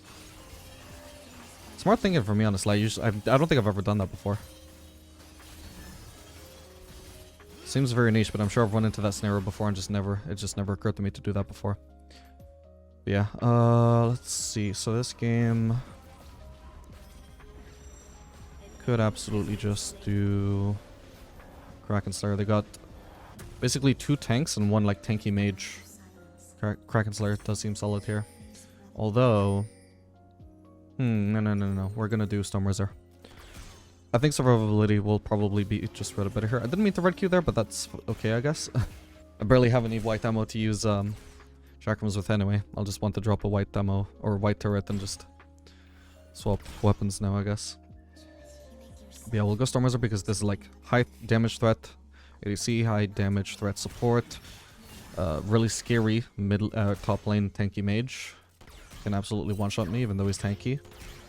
And the J4, I mean, not much my Storm Razor can do against his ult, but if I can avoid getting in his range thanks to Storm Razor, that'd also be nice.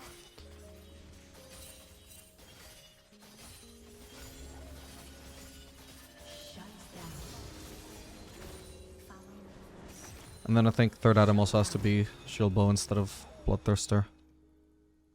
Assuming I don't need Lord Dominic's.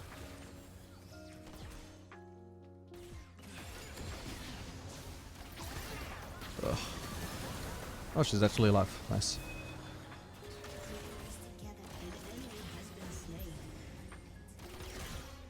Oh, I could have ulted her. My bad. I trolled that. Got her. I don't know if I even needed flash. I wasn't expecting her to actually turn on me. Like, what? I just needed Brand to get out of the way so I could snipe her with ult. Don't know why I'm still using green. I want to shove.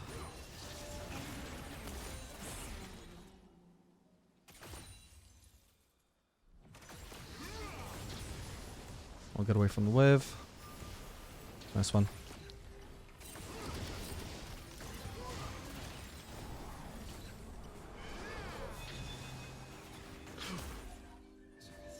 Can't quite get him. I see such wonders. Probably.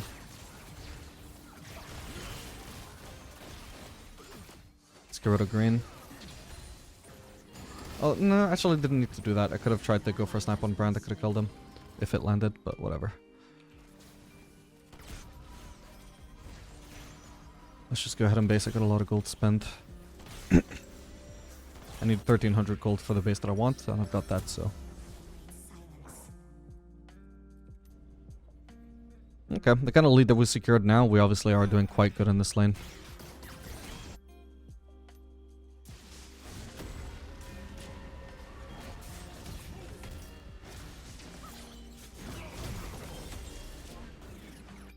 Even just the 1 point on the lethality, like I can really feel that I'm doing more damage than on previous patches. It's so great.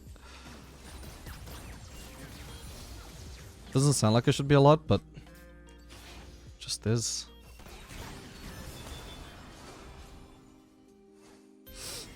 Can't quite get her.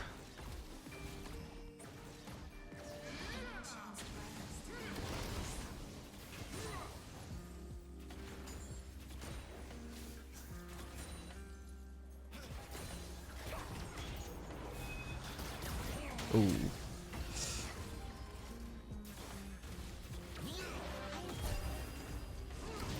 Oh, damn it. Hang on. Got her. I don't know what else I can do here. I should have actually been able to kill more people there. Kind of fucked it up for sure. For one, I actually messed up. I didn't realize I was only on 1 ammo of blue. I should have blue queued instead of blue autoed. But oh well.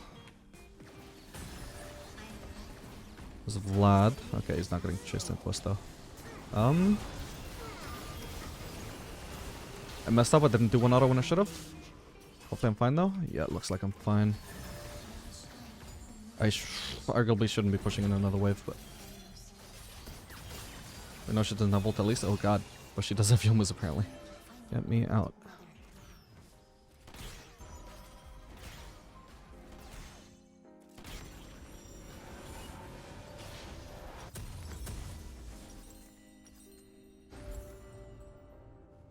We could do Collector second item at this point, but...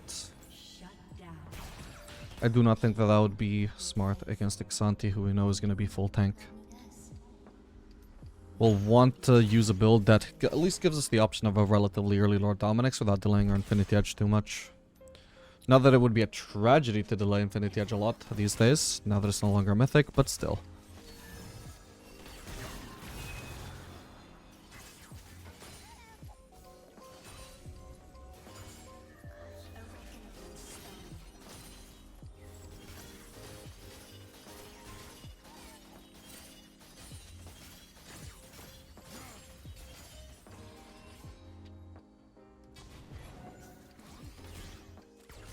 Really, we should have some more vision.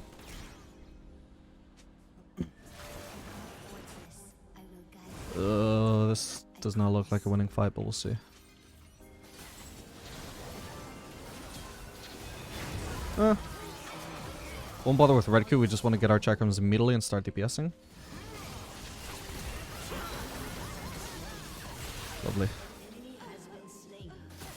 Yeah, sometimes you just gotta realize, even though using red Q is like the default way of getting chakrams, sometimes it is just so worth it to just use ult and you can just immediately start auto-attacking without delay.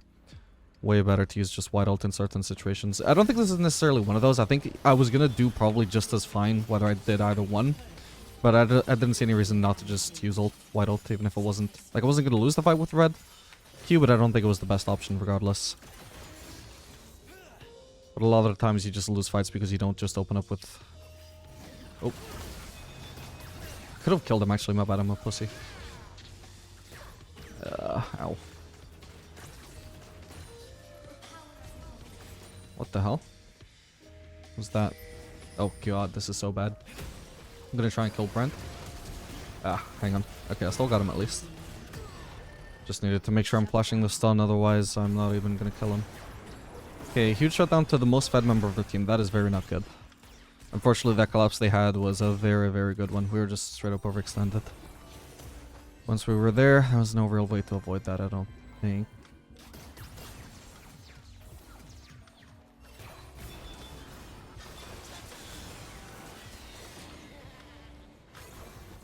Yeah.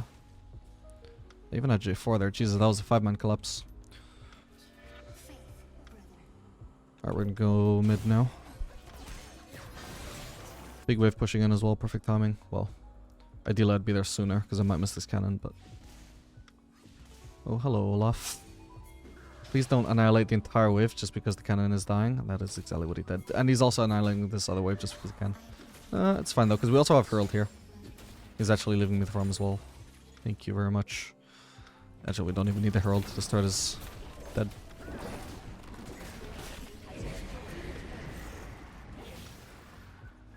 How do you even enter this thing, by the way? I've seen people do it.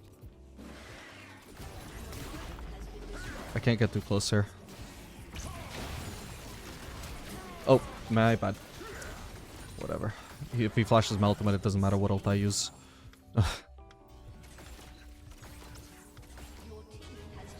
But I definitely used the wrong one there. Green is a lot better for single target.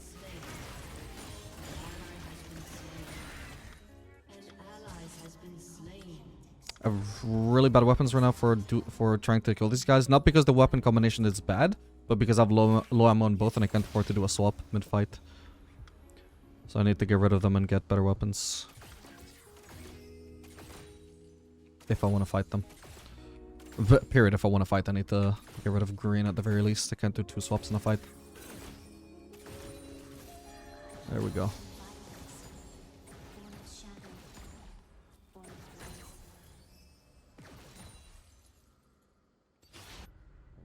I don't know if I can really risk traveling another wave. I've already got Infinity Edge, so I'm gonna base, I think. Yeah, I get Infinity Edge and also a Crew Cloak here, which is perfect. Lovely base. We cannot touch the moon. Its light can touch us. I'll go for the red buff. Light. And then, yes, we should try and get that Drake.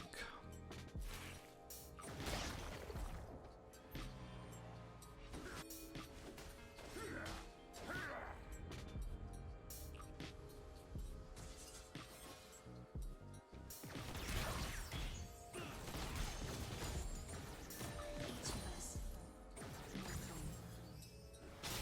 I could probably just be using purple Q on minions just to run down the ammo a bit. Like I said, I don't really want to be caught with my pants down having red, purple if I need to provide damage in a fight. Oh, and that's flat dead. That's one. Darkness is not yours. It lies within us all. Oh, that was meant to hit both of them, but whatever. Sure. Just trying to CC the brand. He died as well, though, so it doesn't matter. Alright, got low enough ammo on purple. Close enough, anyway. Ideally, would be more like 12, 15 ammo, something like that. Within the range that is super easy to get rid of mid-fight. But at least I can easily get rid of it on minions here. Did Misfortune? Okay, she actually died as well. I was worried she pulled off a mess of a play there. An enemy has been slain.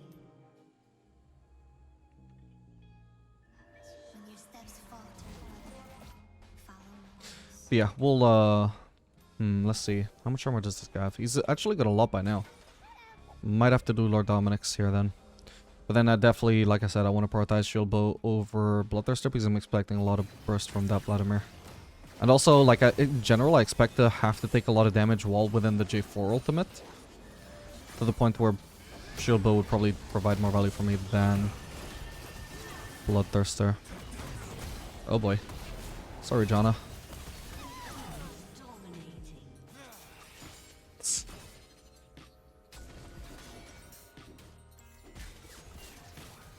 Alright, how much armor does he have? I want to see. I want to see. This should be something that I can check in Fog of War. 216. Yeah, I'll need Lord Dominic's. Ow.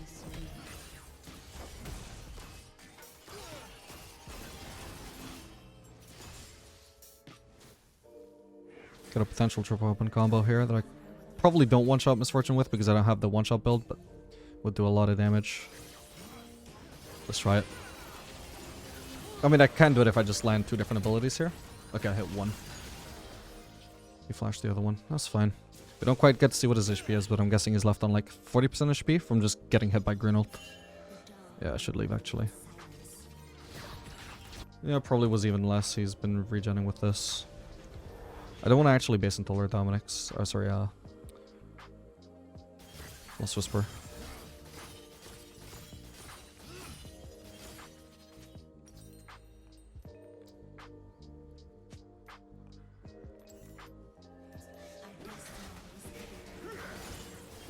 I don't even need all of these, this is fine. Just may as well get something to speed my base along. Ooh, should I stay? No, she should just get out. That's fine, she got out, so there's no need to try and help. She just needs to stay out. Do I want to just go bot here? Potentially. Fortress is quiet. Only you could be here. No, Katarina wants the base, and there's 3 enemies grouped mid, so there's a like decent chance a fight just happens to break out here. So, because you can see with the way my team is positioned, they're not like trying to avoid a fight, you know? So I want to be in position to try and help if a fight does break out, even if it shouldn't. Yeah, nothing ends up happening really, but it's important that I'm here just in case. Especially if me being here is the reason why they didn't go deeper and just dive the Janna, for example.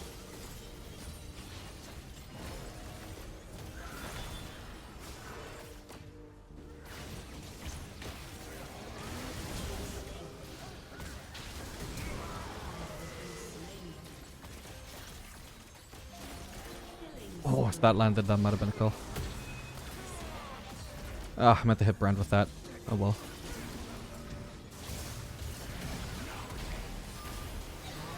Got him.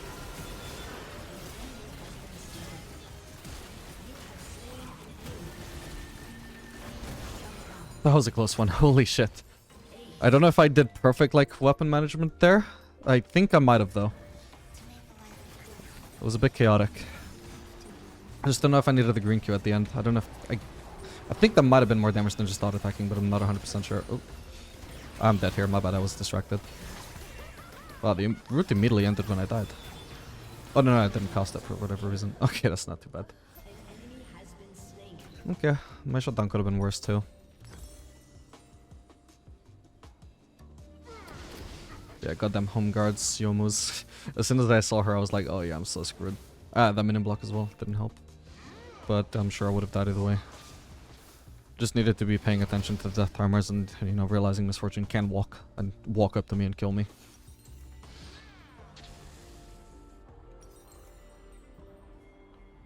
Alright, and now we just go for the shield bow for reasons mentioned.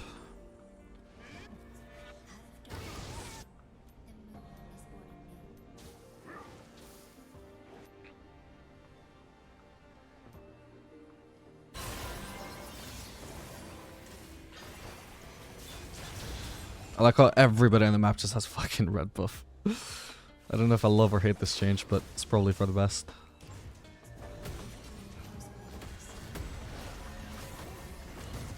Let's try and get Vlad, I guess. Actually, maybe not smart. Come on, give me vision. There we go.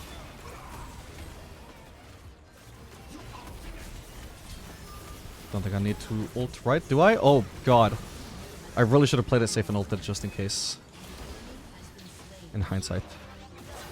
Okay. Who's dead? Lovely. Well played, guys. Currently I have 16% lifesteal. Which is about the same lifesteal I have when I actually only have shield bow and not even alacrity. Goddamn. I'm gonna have a lot of lifesteal once I finish shield bow.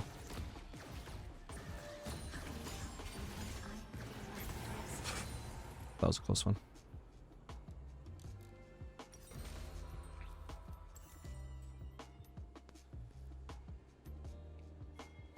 Yeah, apparently I should have just blue ulted Santi for burst. I was considering it, but I was thinking, nah, surely there's no reason to, but then he just fucking almost one-shot me.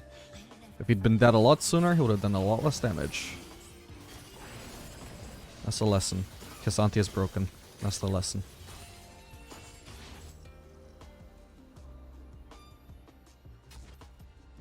Yeah, of course the red is down. We know that because their entire fucking team had red buff, and it wasn't from our red buff, so...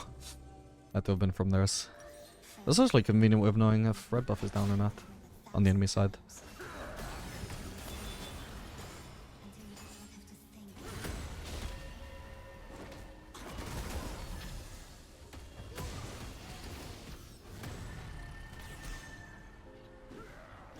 Oh. Oh god. Surely he doesn't ult Janna here, that would be so troll. Yeah. Whoa. I don't quite have ultimate right now, but... This will be a good fight anyway, maybe. Still got chakrams a little bit. Yeah, I just don't take damage right now. Well, I do from Misfortune, apparently. Let's just do Baron. Doesn't matter that we don't have a jungler, it's gonna be free.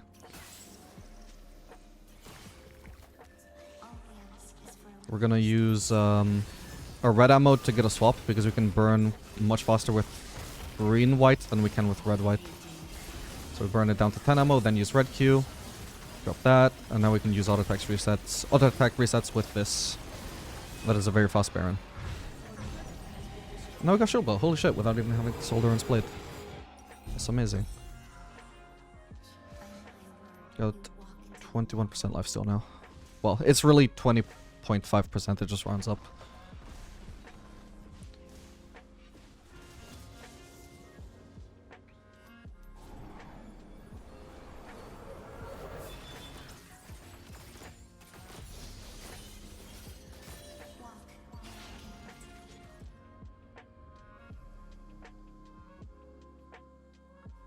Gonna go for the Scuttle Crab. Our team is not grouped, so we don't want to be like pushing as far forwards as Janna is. Hello.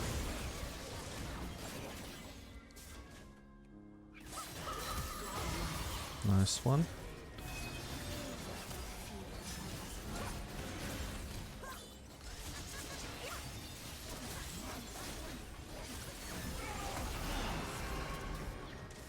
Do we try and end mid? No, I think I'm just gonna push bot. I'm not sure if we can end. Oh, my team should be able to get those in, or that inhib without me. And so I can just be pushing this, so we can also get more objectives out of that as well. Maybe we could end, because I was expecting only 2 deaths, not 3. Your team has destroyed an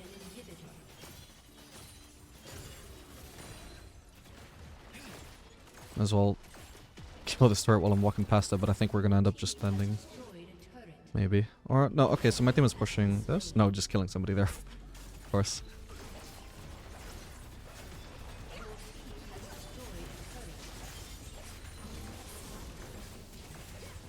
Your team has destroyed an inhibitor. Nice.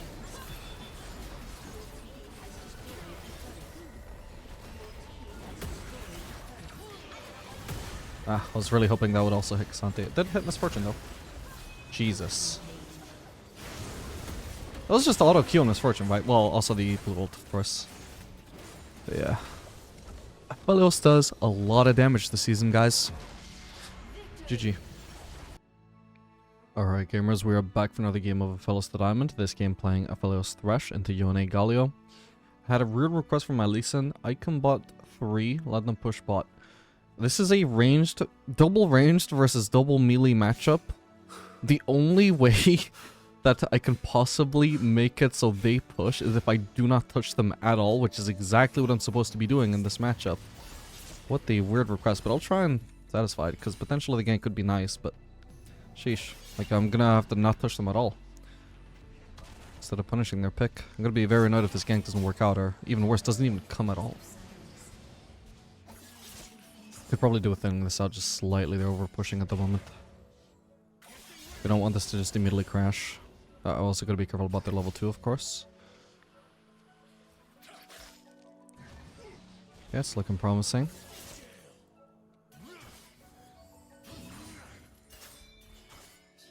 Stolen spirit return to you. Wow, that Leeson is low, by the way.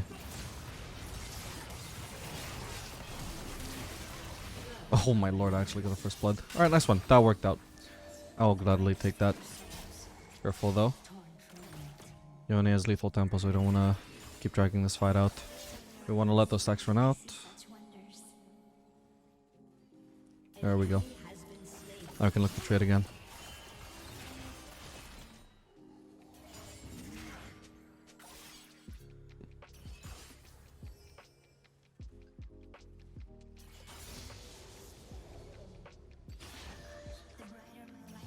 Oh, I forgot to check whether the hotfix is out or not. I need to check. Collector's gold. If it's 3100, it is still pre-patch. Ah. Minions got in the way, so I couldn't properly trip up and combo there.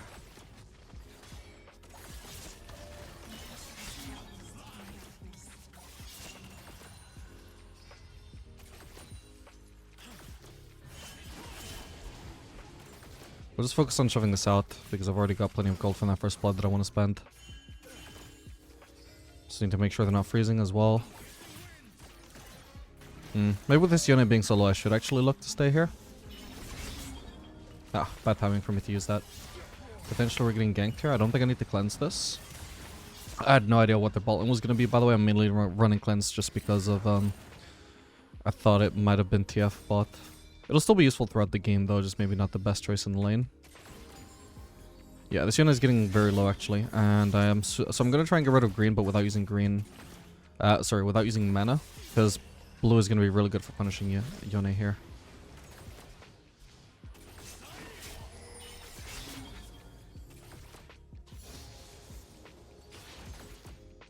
You're surely not recalling, right? Looks like the way they are just both so hard backing off there, it does look like they're both recalling.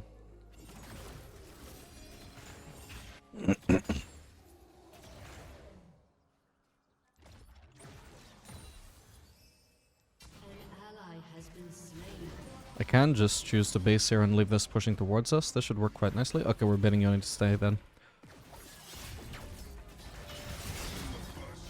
Gonna have to cleanse here. Feel like this is not gonna turn out the way I wanted it to. Okay, well, that's actually not too bad, actually. I also have my abilities back up, and I have enough mana for 2 abilities as well.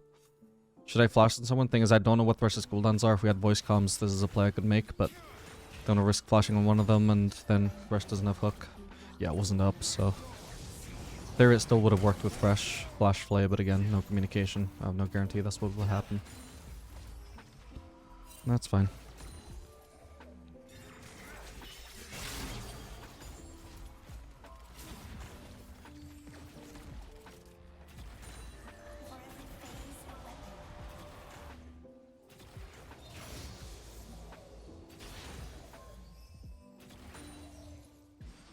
Oh, they're still here. Wow, that cheese. Alright, while I am trying to punish Yone, I do have to be obviously careful about that Galio engage. That is a mistake I made that forced my cleanse. Okay, we've burnt the bone plating on Yasuo. That's huge. I think we just go for it now. We got Galio, and Yone just can't even enter the fight or he dies to Thresh. Awesome. There was some room for that to go wrong, naturally, but it's worked out nicely.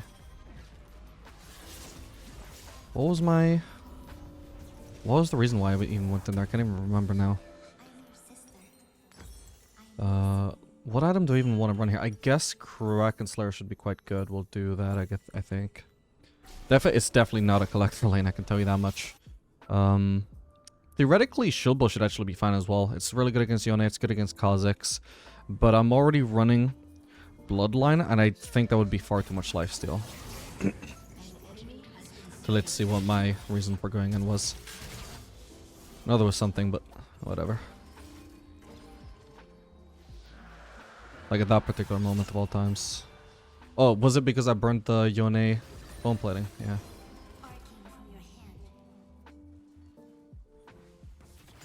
This guy really needed to have based ages ago, by the way. At the very least, you know, while I was in base. Because now what the hell is he going to do here on half HP? Yeah, that Lee gank really messed things up for them. Props to Lee.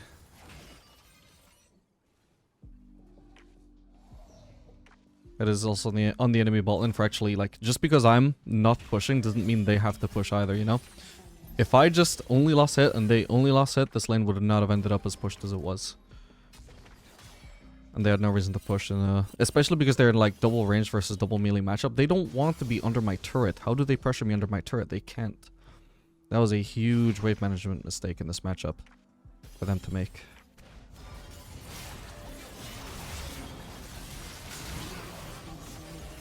I really could have executed that better, I think. Ooh, he's probably dead, no? Oh god, there's a Kha'Zix here.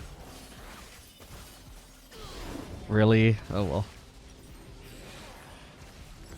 Dude, that was Yone without recalling. Holy shit, they actually ended up killing us.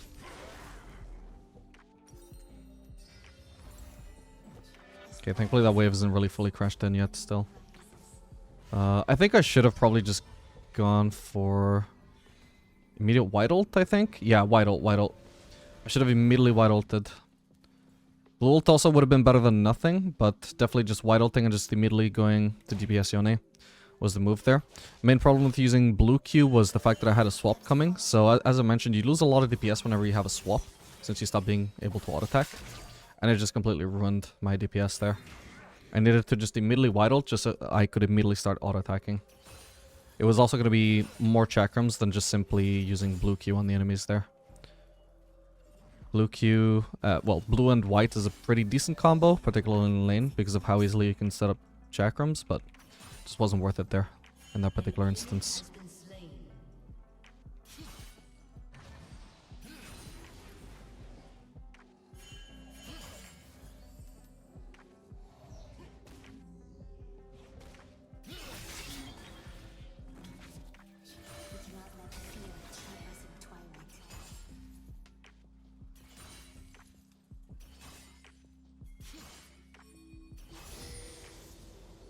That's their fault, but it's not for us. Oh. Jesus.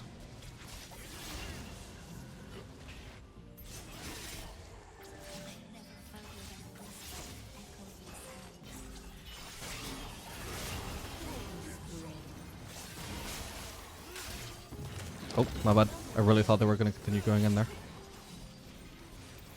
Okay, I can do a triple open combo here. Ah, that's not what I wanted to do though, my bad. Maybe it kills Galio though. That must have been really close at least. That was meant to be a green ult though, my bad.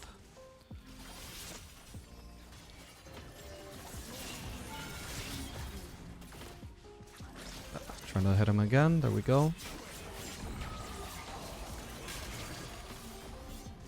I meant to do a auto attack reset there, I don't know why it didn't work. Might have been misclicking. I definitely should have had a kill there, that was horribly played mechanically. Also kept failing to hit one of my marks on Yone because of the turret. Kept auto attacking the turret. No, don't dash into melee range of him.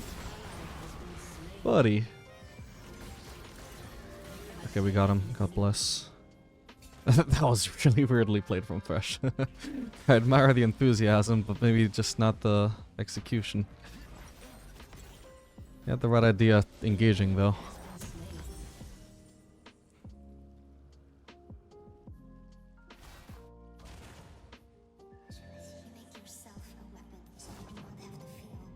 Okay, so Kha'Zix is this thing.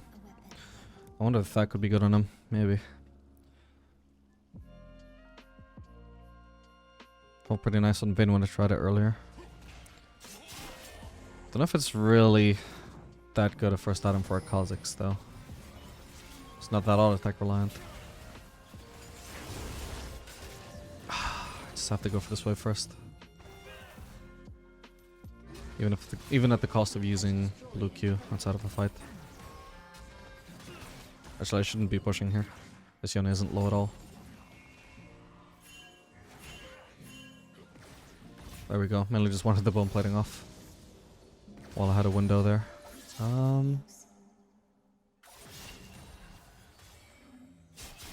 Okay, we see Kha'Zix.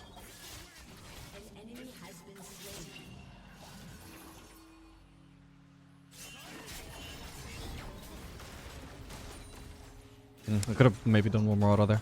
Are we being ganked? Shit, we probably are. Oh, he already covered the lantern. What the hell?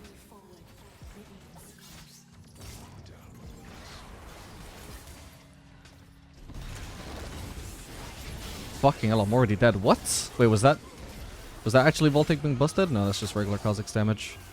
He really needed to not just immediately move out of the lantern range, though. Nice. Okay, so I might just do Kraken Slayer into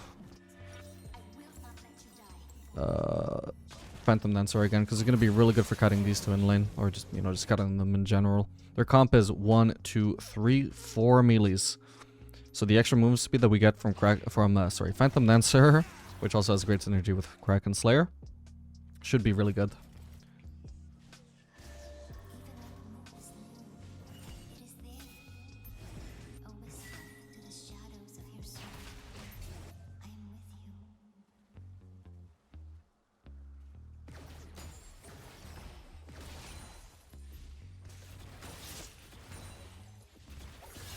I'm gonna try and get his bone plating with my blue. I fucked that up for sure though. I have red ult if I need it. What am I being slowed by? Jesus.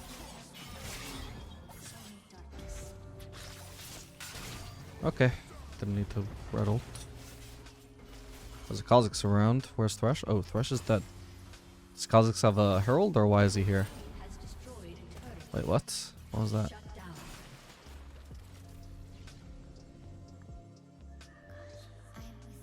You're kidding me.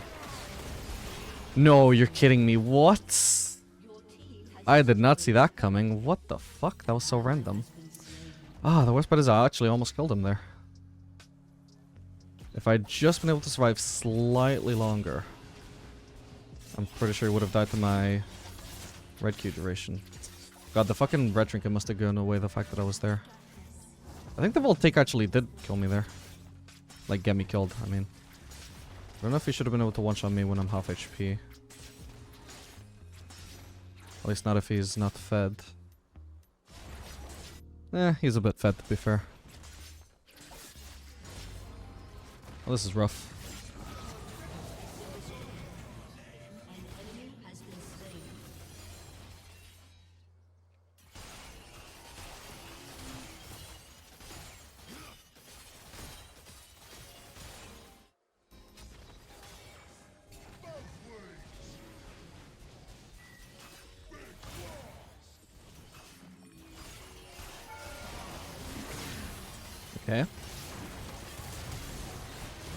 Got well played, Fresh. So when we drop the white turret in that situation, when we have white-green, we start off with one auto of white, and then swap the green, because although you can auto-attack reset with green... Oop. Hold that thought. I'm probably dead here, though. Got him. Maybe not, then. Nice one.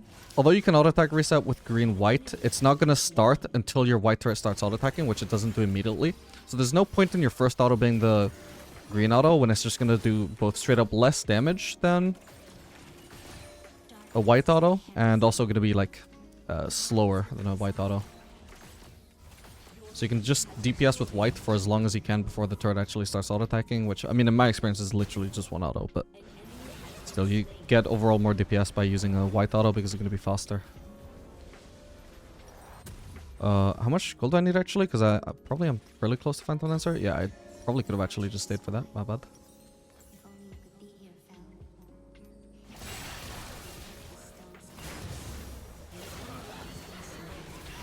Fel. Ooh. Damn, okay, that actually... I'm being sold on this Voltaic Cyclosword on Kha'Zix, man. I need to look up that win rate.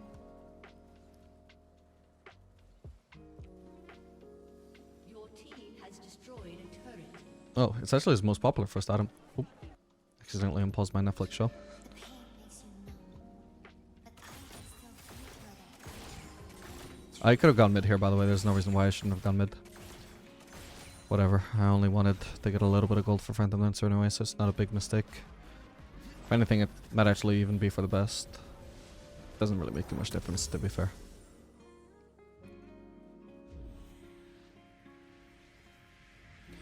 I mean, Youmuu's definitely has a much better win rate on Kha'Zix's first item, though. An ally has been slain. But it seems Voltaic overall is actually a decent item. Possibly close. Which of us am I?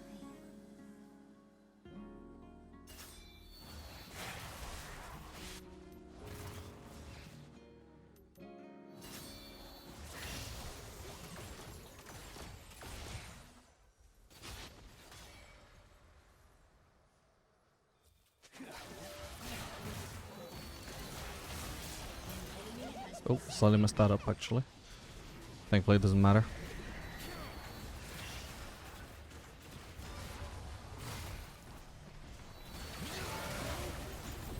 Oh, come on. Look at that damage. Okay. Gonna be upset if he didn't die there. That would have been just me purely overestimating my damage because I'm not used to actually running this build. Gives more DPS, but yeah, definitely less combo damage as you saw there. Holy shit, how does Veigar keep finding people with his cage? It's absurd. Oh.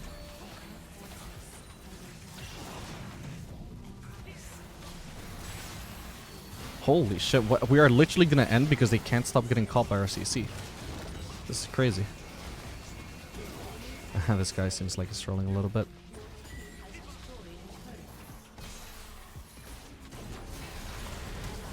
Got him. That was such a random end to the game. And somehow their Bolton wasn't even the biggest feeders on their team. Oh, GG. Alright gamers, we are back for another game of Aphelios Diamond. This game playing Aphelios Senna into Ezreal Morgana. I know he's got first blood on my Malzahar, but looks like we're fighting back. Oh, what the hell? Let's not fight back there. Oh.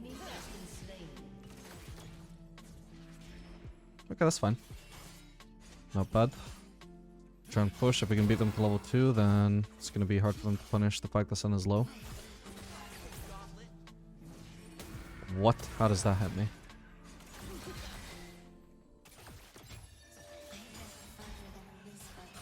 Okay, Ezreal also has PTA, so want to try and avoid those 3 auto procs. Gonna be running shield bow this game, by the way, since the enemy comp has at least 2 different assassins between LeBlanc and who's the other one? Pantheon. Pantheon jungle.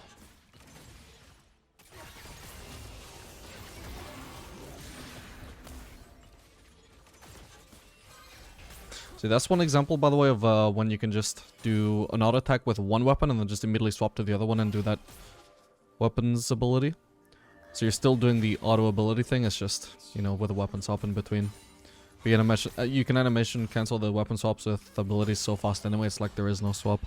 So it's really smooth. Definitely something to keep in mind.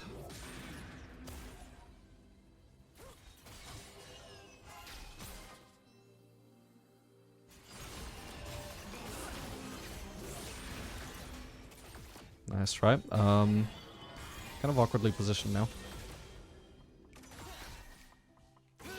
Oh, I didn't realize how low I was in red ammo. Not bad. Ah, oh well. You should be dead there, right? Oh, okay. No, he's not that done.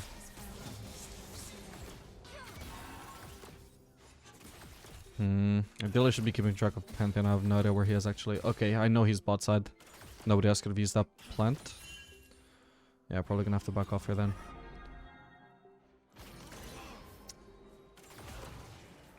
He could easily gank from here as well, yeah.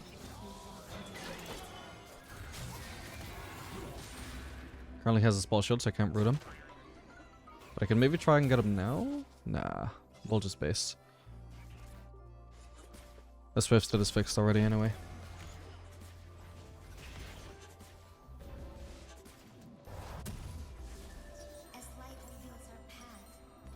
Okay, we'll do longsword and a dagger, and I think I should just leave now. I shouldn't try and greed for a potion here. I want to try and get into lane ASAP, make sure I miss as little CS as possible.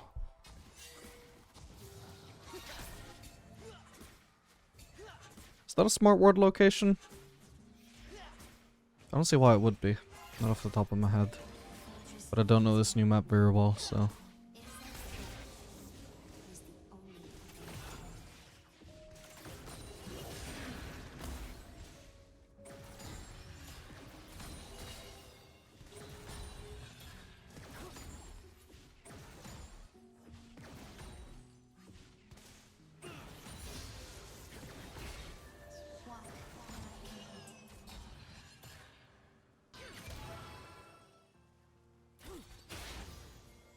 We're just gonna slow push here, no need to push this in.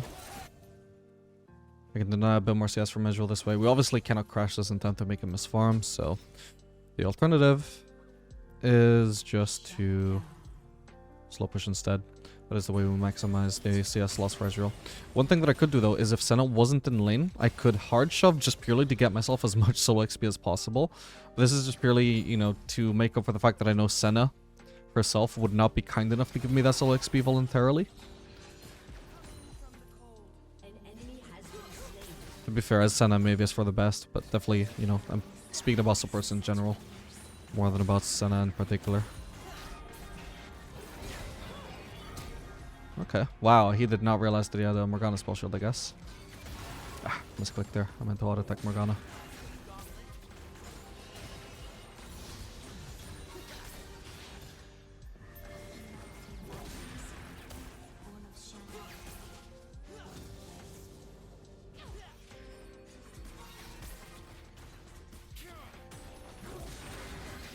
Got myself solo plating.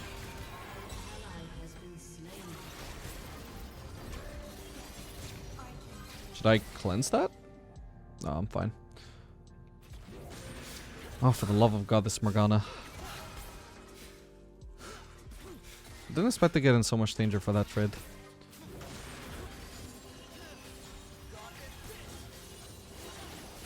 I need to flash that.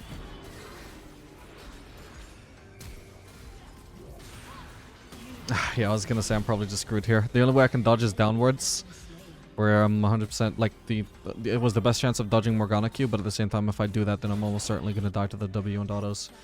Okay, at least I guess a call back. We're not doing this though. We're doing shield bow. Let's do this, I guess. It's a shame I won't get an assist on Morgana. We do get the Drake though, and somebody will certainly kill Morgana. What? Fiddlesticks? Oh my lord. Wait, I actually could kill her. Wait, let me get her. Let me get her. I swear to God, it will be so funny. Ah, I can't get her. Oh well. Not bad. This first state is not ideal though.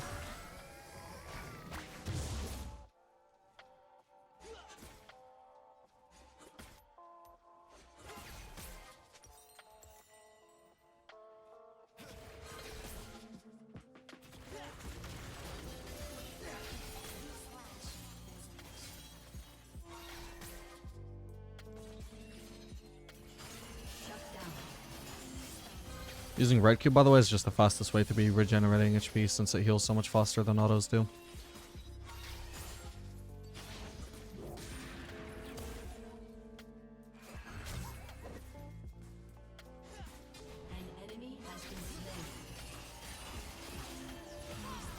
Let's try it.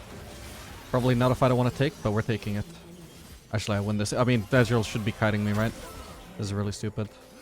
Just fighting me straight on like that. He should be at least kiting to like increase the distance between us, so at least my chakrams have longer travel time, so I get less DPS.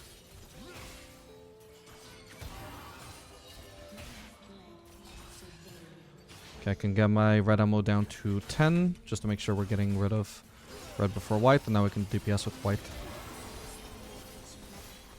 Which is going to lead to 2 platings, which is very nice. Oh god. We're probably dead here. We'll see. We're both very much dead here. Holy crap. Jeez, this bullshit lasted so long. I barely had a window to even try and... root him there.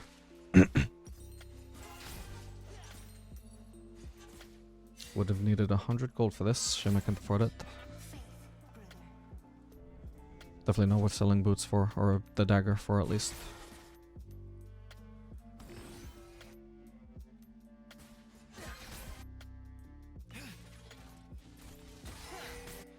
But on the bright side, at least we got the double plating. That is surely worth a double kill for Pantheon. What the? Should I cleanse? No, because I'm just going to be dead anyway. She wouldn't make that kind of play by herself. That much is obvious. That's a shame. That is really stupid. You can just so easily make a play like that. Goddamn. I guess that's something I'm going to have to watch out for on this patch. Really, throughout this entire season, as long as this map stays the way it is. Crazy how effective that is, though. Holy crap. An enemy has been slain. Of course, you could always do this here, but you're much closer to the turret on that side, at least. Dare I say, it is also much easier to path there.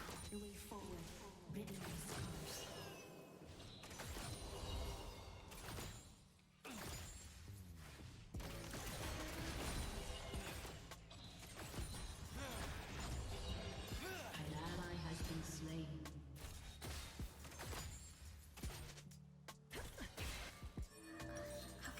I don't want to base ace up. Spend my gold. Get my shield bow.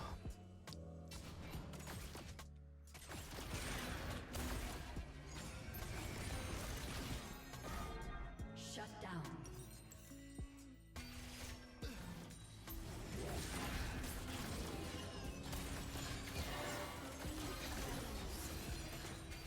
Alright, I literally just want to immediately base, I think.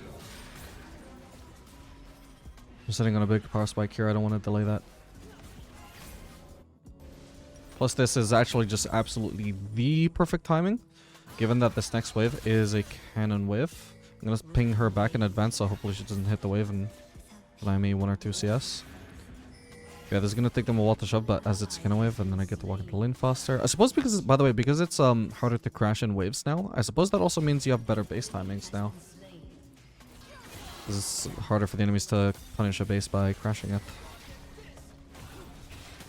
I think I just barely missed out on that cannon, sadly. Because Sana hit it at one point. But you try not to touch the wave as much as you can.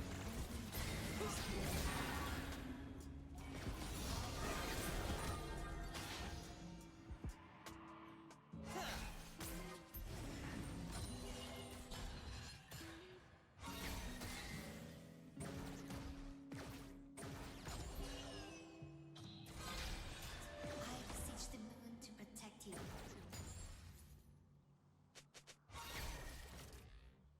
Do we see Pantheon mid?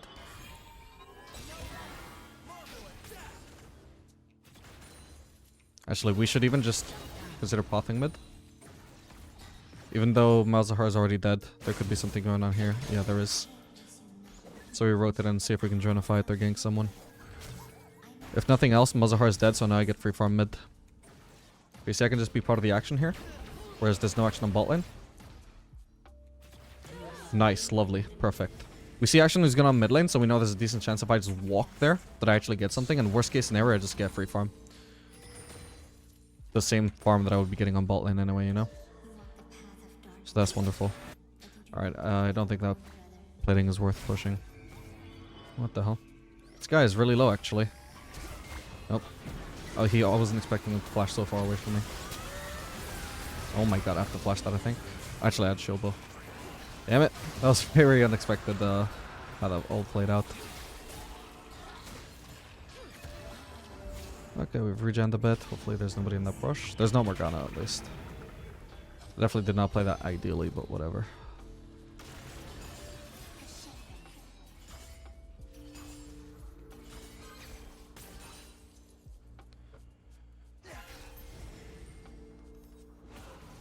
How much lifesteal do I get per auto right now if I don't crit?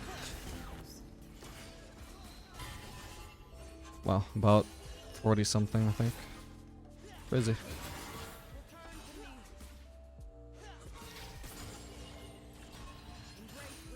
An enemy has been slain.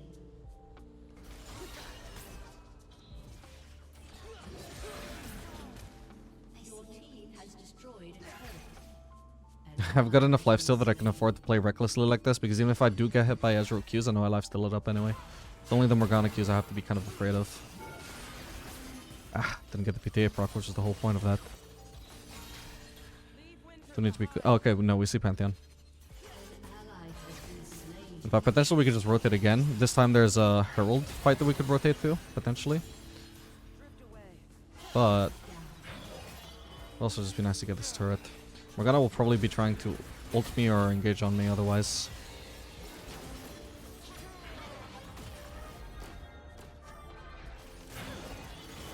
I hit her. Holy shit. Oh, okay, she... Oh, I actually killed her. What the hell? That was all Senna, though. But yeah, I think if not for the Ezreal heal, I actually would have killed Morgana there. Which I reckoned I had the damage for. I just wasn't sure if my green Q would actually reach. That was a long shot. That was extremely important that I used my green Q before using my auto attack for my ultimate. Because if I had stopped to use my auto attack for my ultimate, then I would not have had the range to hit the green Q.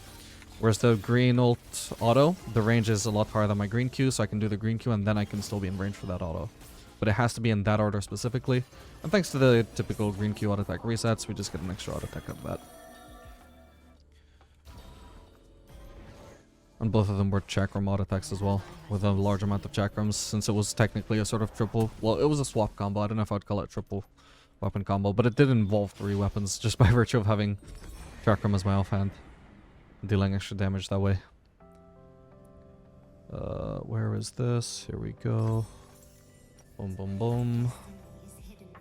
Definitely want to have either Phantom Dancer or Kraken Slayer as my second item here, because there is a tank on the enemy team.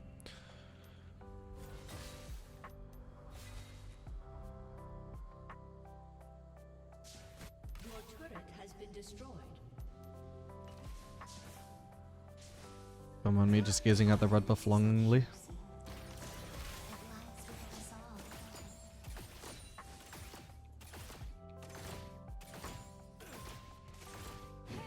Whoa. Okay.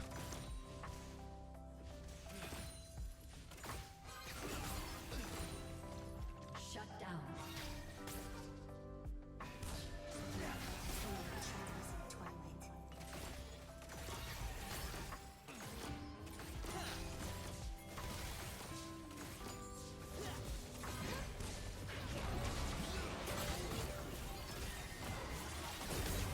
Which is the real one? Got the wrong one. That wasn't even fucking LeBlanc one. That was just Ezreal. What? Ah, that weapon swap bugged out. Whatever. I definitely did not aim my green Q there. I've heard of that. I haven't actually experienced it much, but apparently if you swap and cast an ability too fast, that can happen. Oh god. Couldn't go for me though. Considering my shutdown, that was a huge mistake. Nice. Even if somebody else was like an easier kill in theory. Like, I mean, I would have died 100%, right? He should have gone for me, straight up. There was no better choice.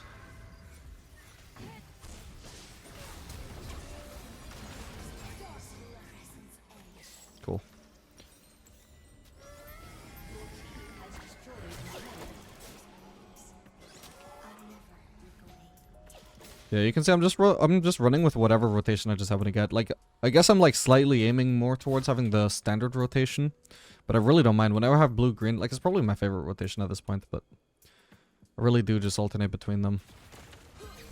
Find them both very valuable. I just end up running whichever comes naturally. Kinda missed a cannon there, but we're gonna pretend we didn't notice that. I should really be helping with Drake, actually. Yeah. They are contesting, so I'll move to help. I shouldn't have taken this path and go. I should have popped around. Whoa. What the hell? Okay, that's a kill. I think this guy's gonna end up flashing out. Yeah, the way he was positioned. You should die, right? Yep, thanks to the PTA. Oh, whoa. Need to kill Morgana fast. Her ultimate would run me. Ah, that's sad. I actually don't know when my ultimate came up. I am assuming I didn't have it from the start. Maybe I could have slipped in a red ult right before swapping back to white. If the replay app will just come up. Oh yeah, it came up right at the very end actually. No wonder I didn't notice that. It came up literally as it died basically. It's not, never mind. Not really much I could have done there. Even if I did technically swap the red in time to ult, I don't think I would have even had to heal in time.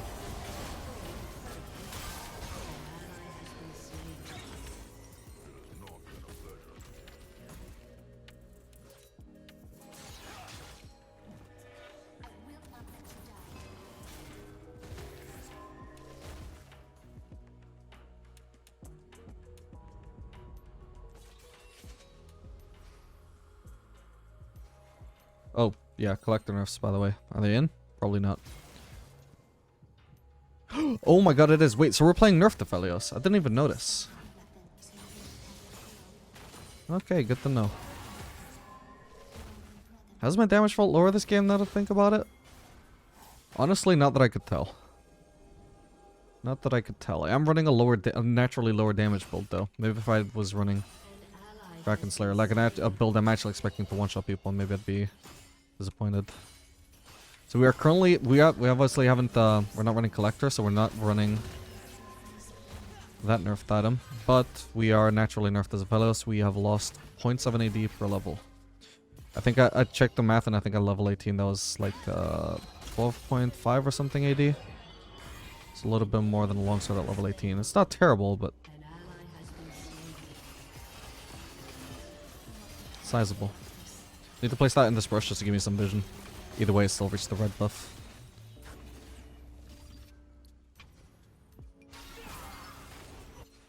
Sure, let's take him.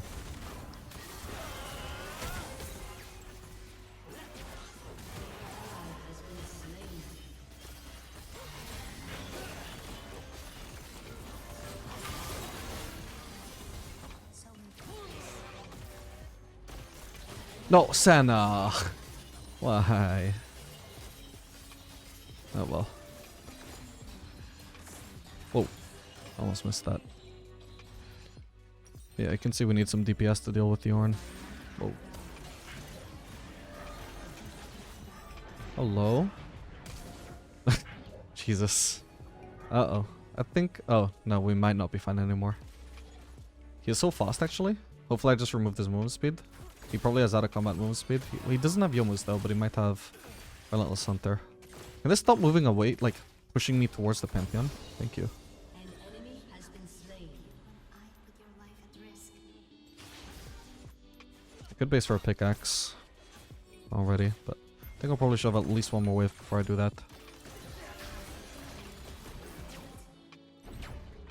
Can't really get this guy though. Whoa.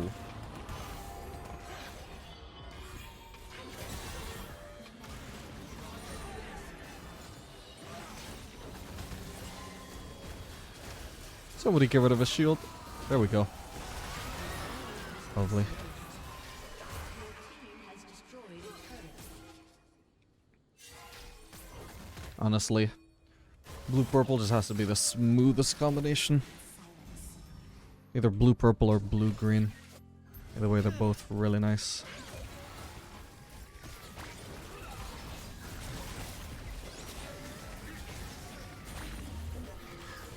Whoa, wait, okay, I shouldn't stand on that apparently. That feels like a lot more damage than I'm supposed to be taking.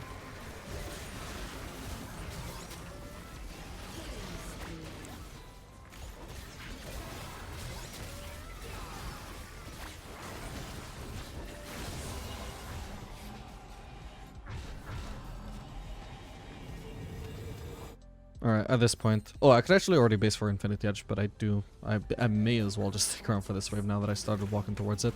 Ideally though, if I'd realized my gold, I would have just started basing immediately after Baron. Because of course I'm used to the 2100 gold Infinity Edge. This now costs 2000 when you have BF Sword.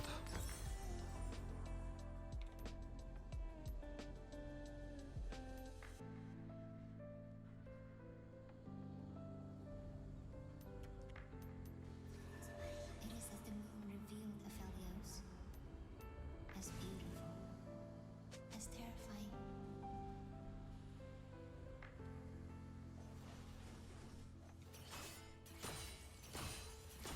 It's been some curious decision making from Pantheon this game though. I'm sure he's had like at least 2 chances that I remember to kill me and just didn't take it. Just went for somebody else instead. Maybe he just doesn't realize how huge a threat Aphelios is.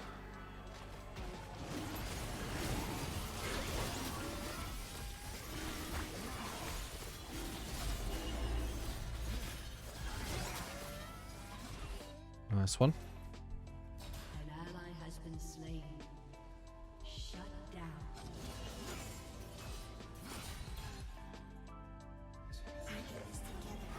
And next item of course has to be Lord Dominic's. That'll make us fully effective against Thorn.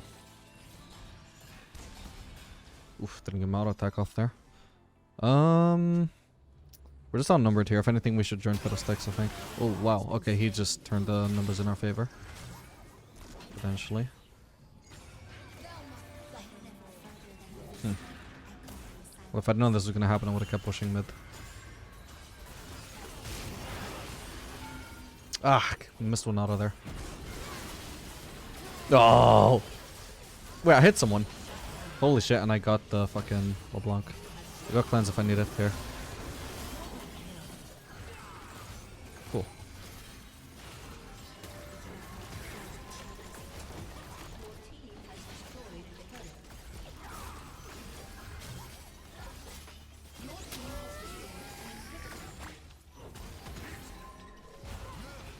Oh boy.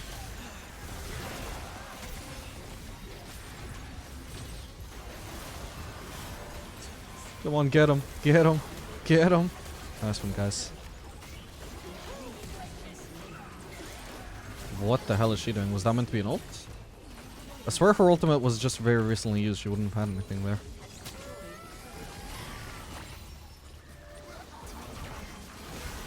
Whoa, the minion just blocked my Q or something. No, you're kidding. Oh, there's a phantom right there. He didn't touch me, but he would have killed me even if LeBlanc didn't. Whoa. Oh, mama.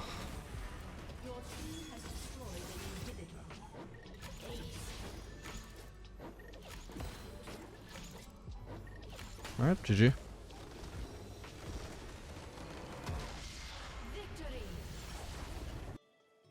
Alright gamers, we are back for another game of Aphelios to Diamond. This game playing Aphelios Ashe into Jhin Xerath. Which is going to be, in theory, a tough matchup. Especially the Xerath is a very horrible to be running Aphelios into because he gets so outranged with, in this case, no engage support to actually ever close that gap or have any way of trading against the Xerath besides just the Ashe herself poking at the Xerath with her W, which is obviously quite a bit less pressure than Xerath himself has, so why should just randomly take a lost hit? Yeah, we're going to be running Fleet to try and sustain our way through the match as best as possible. Only so much you can do though. We're also going to be running the shield bow once again. This time not even so much because I wanted anti-burst, although looking at their comp, they actually did end up picking 2 assassins, so that's nice. But actually just because I want to rush lifesteal in lane.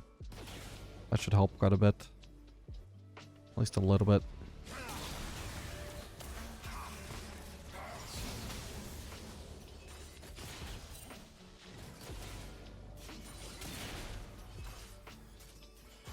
I was gonna say he could be charging his Q from Fog of War there.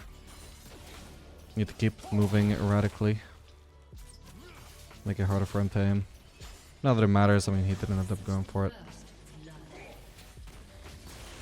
Whoa. Okay, I forgot she can do that. Shouldn't have switched to red there, I wanted to harass Xerath.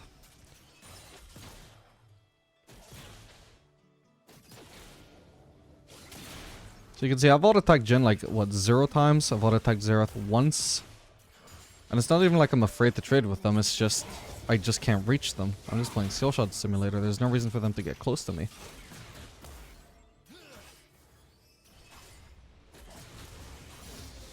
So I just keep shoving in these waves, and I just keep trying my best to loss hit them for Mother Turret. Funnily enough, I'm actually 1 CS up on Jhin.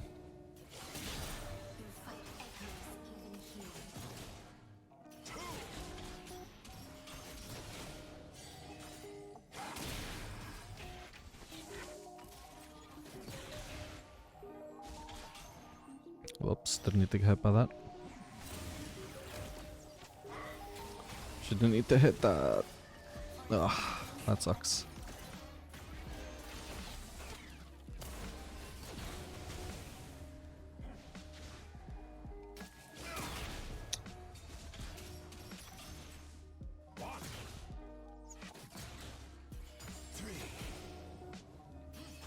I won't bother trying to preserve my red ammo for a triple weapon combo. I don't see it happening.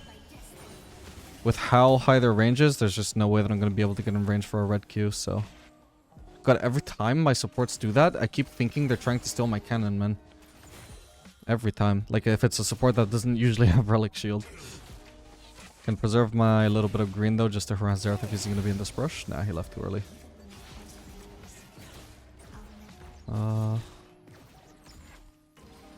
Where's Xerath going?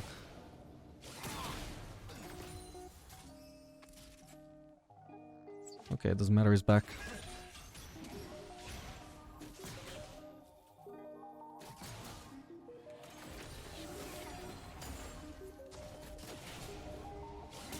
Seriously, if we were to look at the damage graphs right now, my damage graph would be hilariously low. Or should I say depressingly low. But I think I'm playing it pretty well. Like, I mean, there's not much else to do here. There's nothing to punish. They do not get into position to be punished. All I can do is farm. Okay. Xerath is out of mana though, this could be good. He's... Okay, now he's finally overextended. Managed to hit Jhin with that too.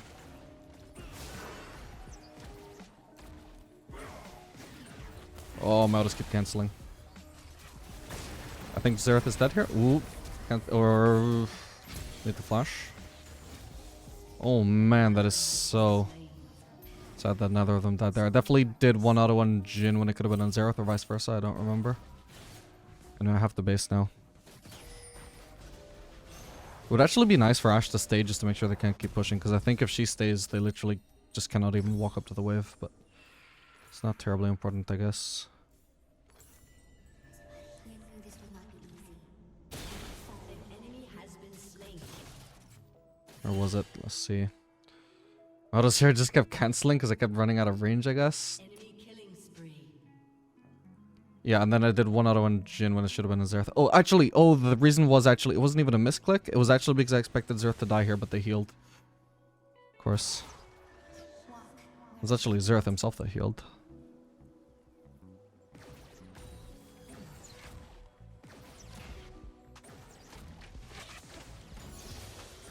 Okay, the Swifted is really good though. They just missed out on a wave.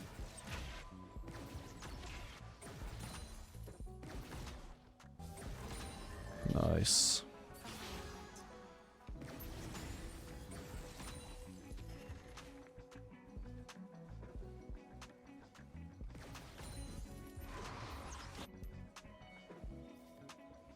Gotta be ready to rotate if they get into trouble there, but hopefully they won't. Ooh, that Volibear is fed already. He's running PTA and he's got Caulfields. What is he going to be building? Surely not Lethality. Don't know what builds into that these days.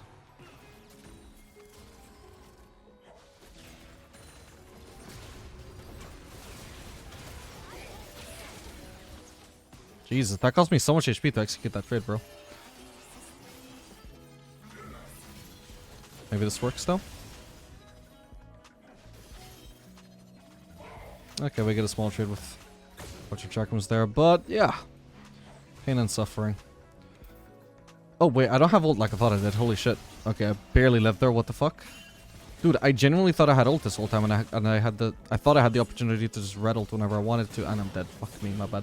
I was 1 minion off of leveling up, man. God, that is so sad. I was just zoned off the wave there. Fuck me. We'll do this, I guess. For the sake of getting a complete component.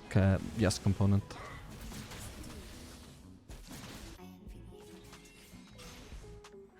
Why did I think I was level 6 though? Clearly wasn't. I was close, but I wasn't.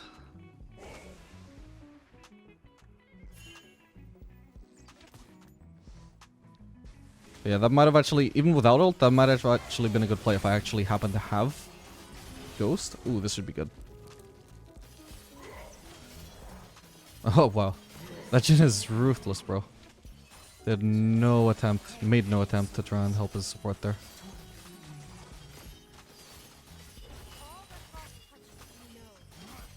Try and crash as fast as we can.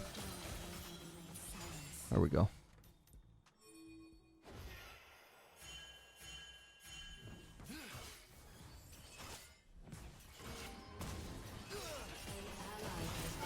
Let's try a risk here. Ooh. I'm definitely dead though. That's fine though, I guess I did just deny a whole lot of farm to Jhin. It's not so fine if Ashe dies though. Ooh. That makes it a little bit more rough. I didn't expect that, but oh well. We'll go for pickaxe. And we're getting pretty close to the drill bow. Yeah, that Growth ult helped a lot out. Don't think I necessarily would have gone for this if not for that. Did I need to be pathing towards him? Maybe not. Definitely, the main problem why I needed to actually enter the turret range was because if I don't, then I have to like walk past these melees first of all. And I already got aggro by default just because my ult still had some delayed damage to deal. It was a little bit unfortunate the way that had to play out, but maybe I could have tried to escape the turret range faster.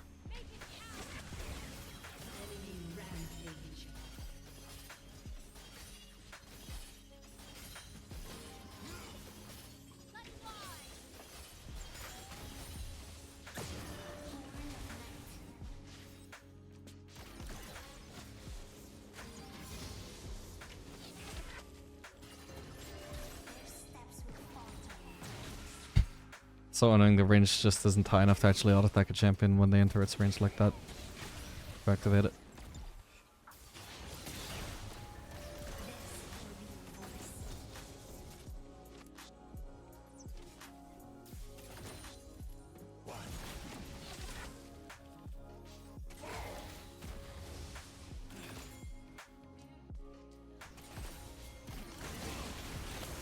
Oh, nice. Whoa, never mind. That's fine. So much damage just because I got hit by the Jhin W.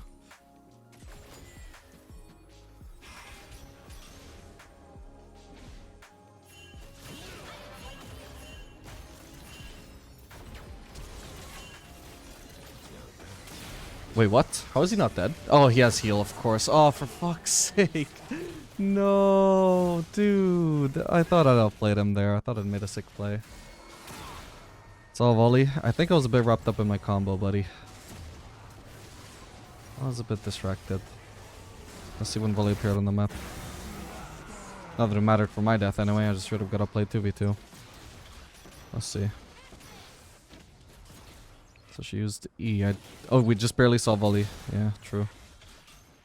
I was already like giga focused on the Xerath by then though, trying to kill him with that combo.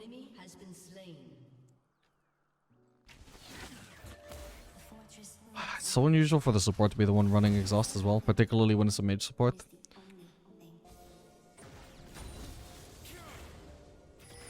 Definitely caught me off guard. Whoa.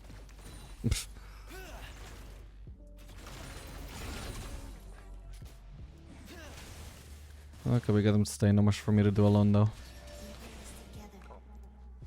Place a ward there. I don't really want to place a ward there because it's like highly likely they have a pink ward there. But I can't really safely clear.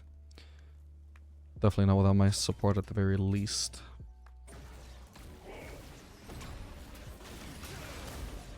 Hopefully he's dead here. Okay. Ashe is away. Ooh, it's not the luckiest lane phase I've ever had, for sure. I feel like I keep outplaying him by dodging basically all of his E's, but it's just such a hard lane. Like I said, we don't have an engage support, so... I mean, we sort of have engage now, at least from the Ashe ult. That's good, but... It's just not enough.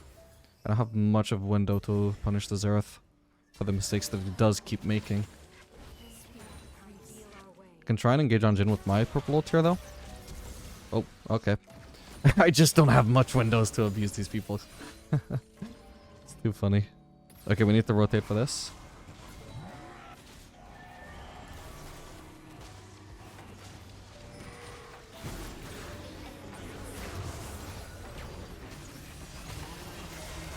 No way. Okay, huge shutdown at the very least, thank God. It's for so long. So many years. But I live. God bless. Thank God for Shield Bowman. What an underrated item even before the Mythic system. To rush on Aphelios.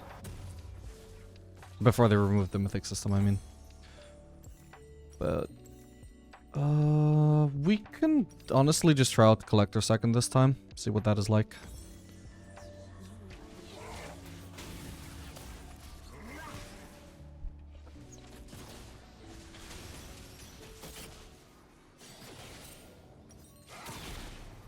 This is the nerfed Collector, so I did say I would mostly try and limit my Collector adventures till after Collector was nerfed.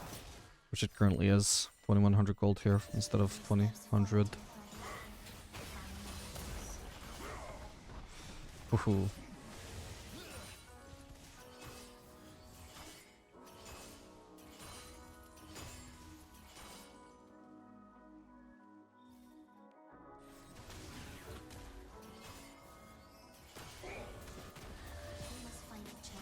Honestly, with C, I can't actually. There's like zero chance I can even try an all in, and even then, like I doubt I can even reach him. Do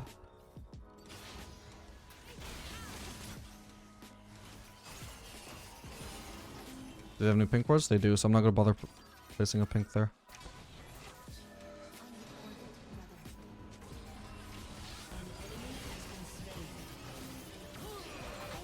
Took a while for that to cost. Okay, we actually got one kill, and I'm about to die. Oh, no, I'm not. Hopefully he dies to that, because otherwise... Oh, thank God, let's go. I don't have Tramp anyway, so it didn't matter if I'd burn to Ignite before or after the kill. Nice one. That was huge.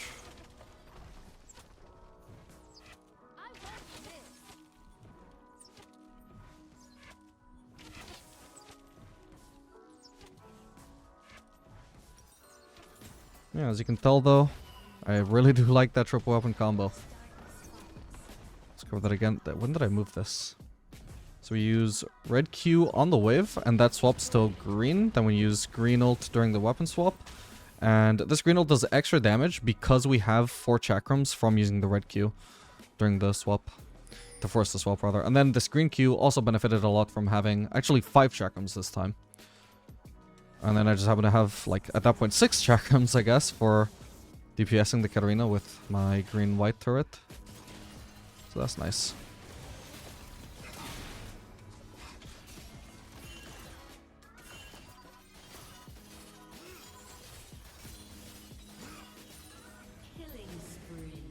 Might as well get rid of this while I can. Oh. Got him. Nice one.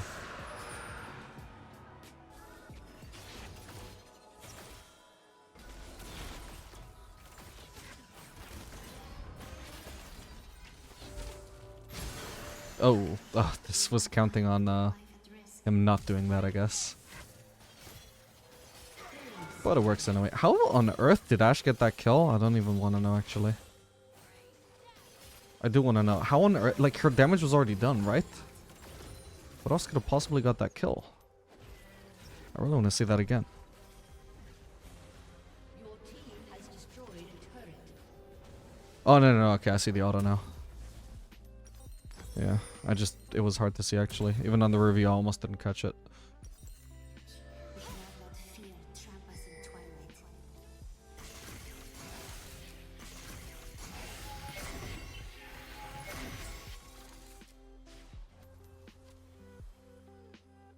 Could teleport onto their side, but I don't imagine that's gonna be smart. Silence. So maybe we just want to go mid. Nah, I've got at least one wave I can shove here. Okay, so that is just a straight up bruiser volley bear. Interesting.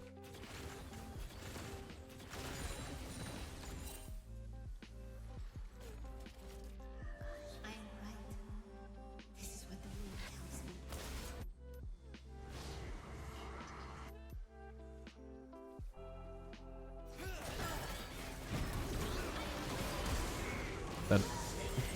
That did not go the way she expected at all, did it? I knew I had Karthus there at the very minimum, but also I knew I had Shield Bow. Hang on. Nice. I knew I had Shield Bow, and I knew I had Collector for Massive Burst, so I was, like, as soon as she came onto my screen, I was like, don't I just stomp this? And I probably do, but obviously I did have Karthus' help as well, so we'll never know. But I'm pretty sure I would have stomped that 1v1 too. Ow. He read my mind, bro. He knew what I was going to do exactly when I was going to do it. Holy crap. Ow. I also read my movement pretty well. Oof, that did a lot of damage though. Oh my god, he's almost dead. He literally almost died the Collector there. I got him. Holy shit. What? Wow. Holy shit. That's unreal. This is nerfed Aphelios with nerfed Collector, by the way. Oof, I was honestly worried this nerf would actually be really big for Aphelios, but obviously I'm still smurfing, naturally, but it's like I can just feel that he's still like quite strong compared to previous season. So that's good. I suppose I can stay for one more wave just because the wave is nearly here. And this is the kind of wave, so I'd rather not miss out on it in the long run. Our destiny is hidden in the night. Just waiting for the full wave to be grouped up here. I don't need help wave clearing, I've got blue, bro. Just still like 3 CS there. At least I got the cannon though, that's the important thing.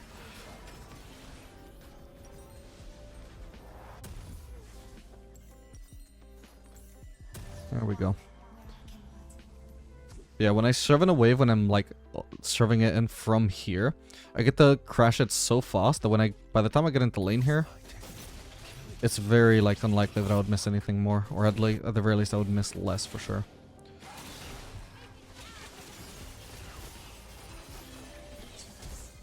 Oh, okay. Wait, if you had cleanse up, just tank the Ashult and then cleanse. Don't fucking flash then cleanse.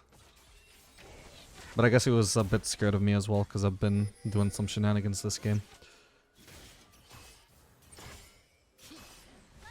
Like, I can probably one-shot Xerath if I do that triple weapon combo again. I just need sub 10 red ammo to do that, but I also need a wave, so it's kind of inconvenient here. Oh. Jesus, that combo is so brutal, by the way.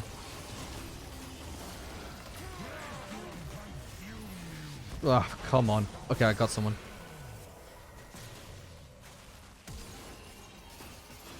They're all so fast, man.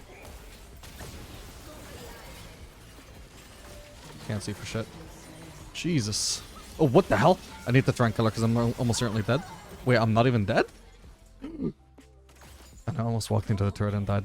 Holy crap. Okay, we're fine actually. Got a panic there. I mean, to say, I almost lost my cool there, but I knew everything was under control.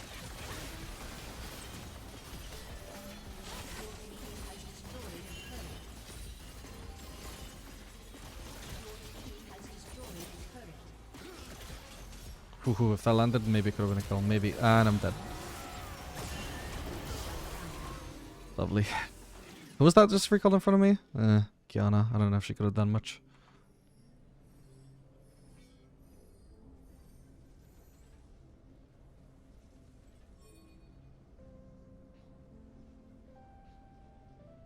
By the time he came on my screen, I was already dead. That's just how sad that is.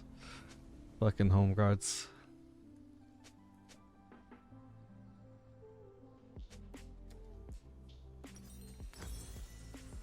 Yeah, okay. I did only try this shield bow straight into collector thing once. That was in the previous season as well, when mythics were still in the game.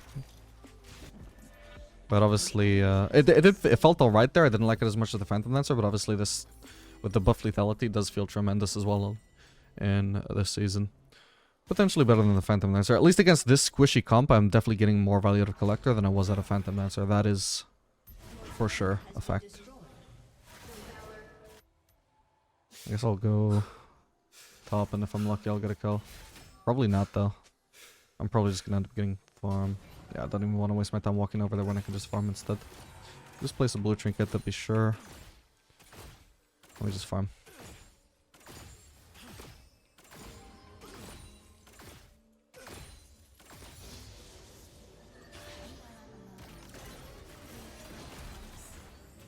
King of the Golems and another top lane wave. In theory, the top lane wave would be really greedy and high-low if I was worried about any of the enemies punishing me. I do not think the enemies are going to punish me here, straight up. I do not think that that is something that is likely to happen. Especially because I just saw Quinn bot. I mean, I'm not afraid of Quinn anyway. How am I afraid of here? I guess Volibear. Honestly, Karina with my shield bow in this setup, I just one-shot her before she one-shots me. So I'm not afraid of her. I guess I'll just sell my Duran's Blade, why not? I do have Infinity Edge, so we skill amazingly with crit. If I had Gil Force, like from the previous season, obviously, I would have actually just held on to that Duran's Blade in that situation. But when you have Infinity Edge, the value of crit is just massively amplified.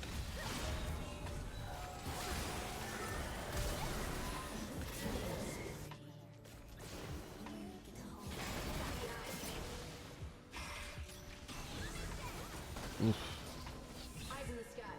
We should be able to get an inhib here.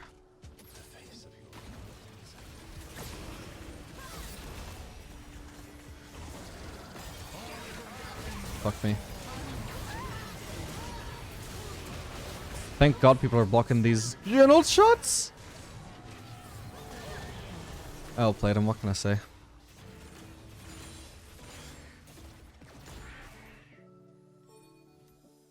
I can't believe my team just abandoned me like that at the end though, holy crap, I was like, oh thank God they're blocking. What heroes, and then they just fucking leave me to die, like what? Good thing I dodged it. Not even dodged, I just like had erratic movement that he missed. I actually almost walked back into it.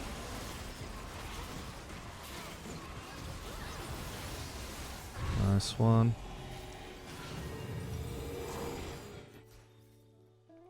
I have no reason to go near the red buff anymore, I love that. If I actually just want to farm mid farm, then I can just go for mid farm. I might want to steal their blue buff though.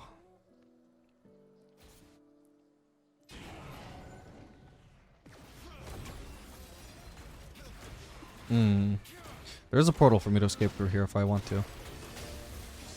No, the swap. What? You're kidding me. But really? The swap actually just fucking denied me the blue. Thought I would be able to auto attack sooner than that. That was bad, man.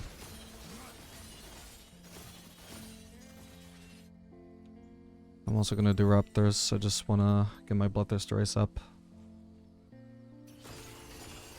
Even if I was to get it like from these Raptors though, I wouldn't have a chance to base because I do need to group with my team. I'm just taking a small detour in the Raptors, but I can't take a small detour through my base. That's walking backwards, which is not a viable strategy here. I need to group.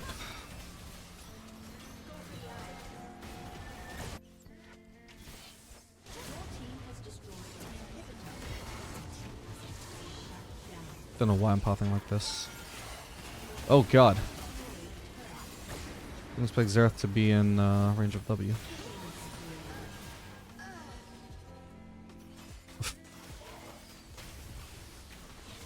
Okay, I've got sub 10 red ammo. That triple weapon combo is available. Probably one-shots Xerath. Or just Katarina then. That was way overkill though, because I even managed to auto reset with one auto. I'm dead now. Just got CC chain, bro. Oh well.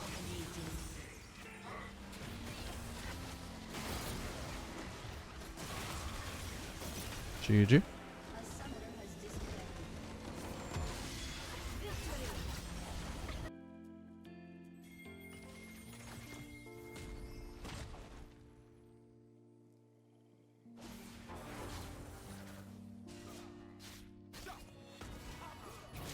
Huh. Well, he's just dead. Wait, is he? Let's focus Teemo here, I guess.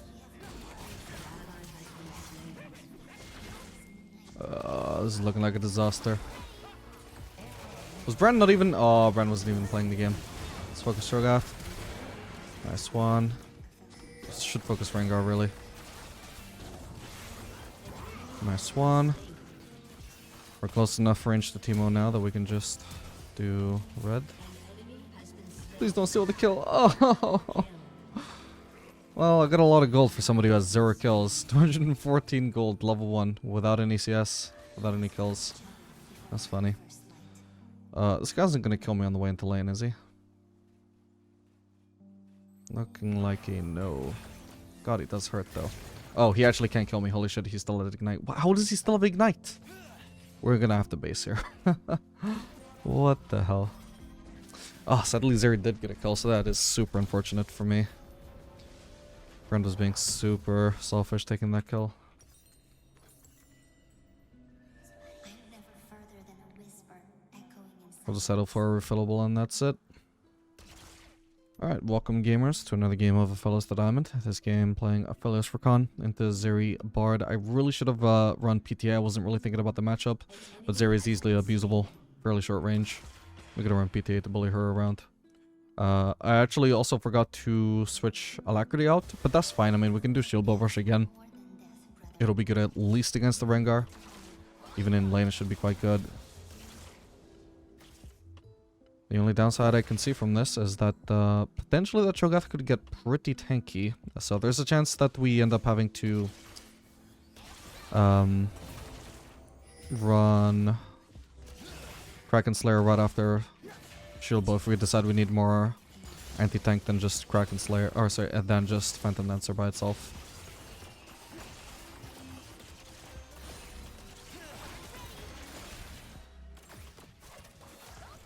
Nice, right? Alright, we can just try and hold this freeze here.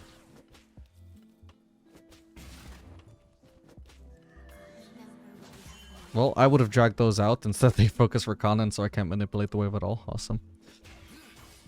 An enemy has been slain. Shut down. I would have dragged them out because now the melees are very much at risk of going into the turret for a very little reason. Very little gain. By little gain, I mean no gain at all. But it's just straight up better to drag them. You're a bit overextended there. Like, I see no reason to give up CS here just to walk at Zeri just for her to walk away from me. He's just lost all of his HP for nothing. Shut down. Okay, this could be good though. This should be a kill, I guess. Just place a ward, just play it safe. Hello, Bard is kind of low as well. I got a triple open combo lined up at least. Whoa.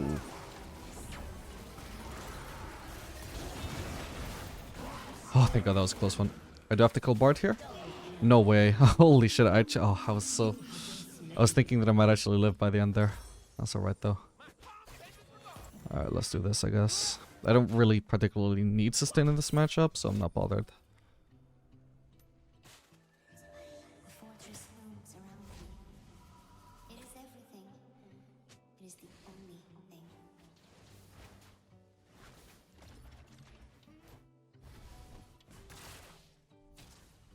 An enemy has been slain. Nice one.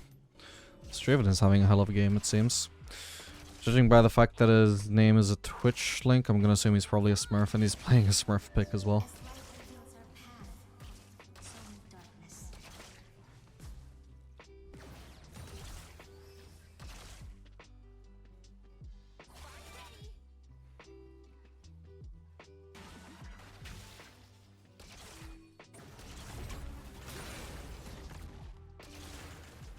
See how easy to abuse she is? Imagine how much damage that would have done if I'd run PTA. Anything that is short range and low burst, you can easily abuse as Aphelios. Particularly when you have purple blue. It is such a strong trading combination. Ideally, you just do... you start with blue, and you do auto Q. And if they're walking away from you, as mentioned before, you know, you aim it like... depends on which, like, where you're facing, but you aim it either to their right or to their left. to get that extra range. Exactly like that. I don't even know, I couldn't even tell you exactly where to aim it, but it just instinctively I knew where to aim it there. And I think it was to the right? So I can't even remember. There might be a Rengar around here. I should get this plating? Okay, nice. I don't actually have a trinket. That's a little awkward. I think Zeri might be dead there. Oh, you're kidding me. I think she had time to walk into a Bard heal only because I had to swap there. Oh well. Maybe I should have just led with the purple Q, but then she would have been out of range from my blue Q. Whereas if I do the reverse, she gets hit by both guaranteed.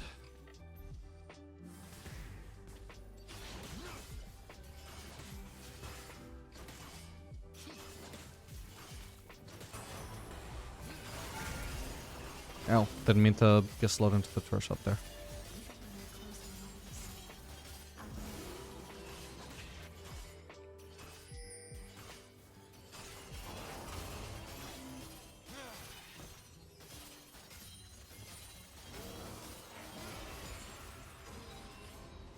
I thought the Rakan was trying to tell me that he had the stack, but he really didn't. He could have cost me a cannon. I don't think I actually, no, I don't have enough gold here actually for Vamps up there and pickaxe. Also, how is the Zeri level 6? What the hell? Oh god.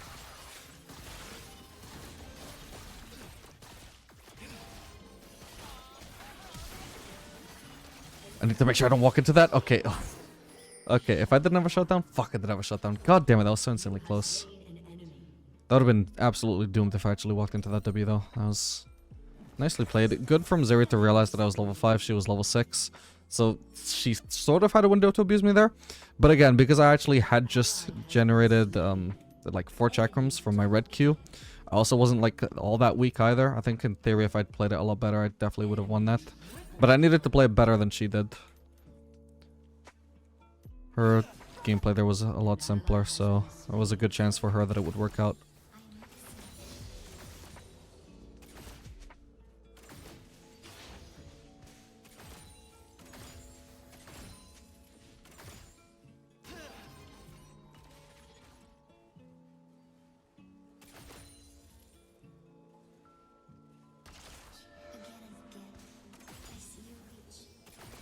Whoa. Okay, I wonder how long Bard was in there for. Probably not long actually, he probably just walked in while I couldn't see.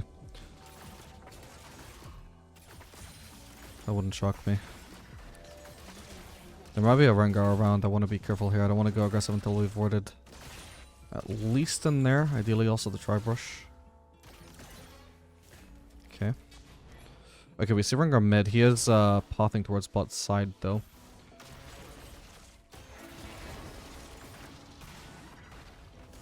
Okay, so we know that I have a pink in there yet, but they will have one soon. Rakan doesn't have wards at the moment. Ugh. So basically we have to just play very respectfully right now. It is what it is. Yeah, Rengar's bot side. Bard is ult. Rengar is coming in. He's probably going to go for Rakan though. Nice one. Okay, that was really good. We wasted the Bard ult and the Rengar ult.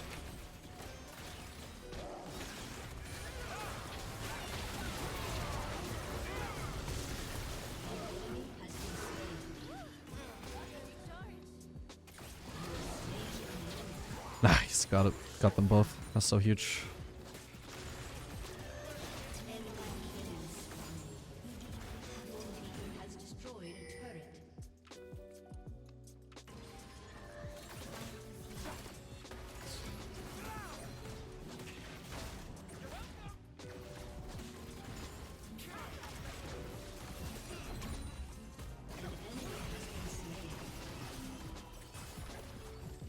Alright, awesome.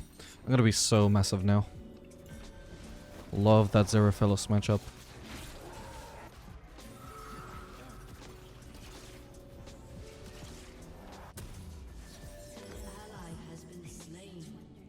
Okay, so this Cho'Gath is honestly just so ridiculously behind. We are going to do the exact same build again. Doesn't even matter that they have a tank. Everybody who matters on their team is squishy. That's what it is. Collector's going to help so much against Rengar compared to something like Kraken Slayer or Phantom Dancer, because we're going to be able to blow him up while he tries to blow us up.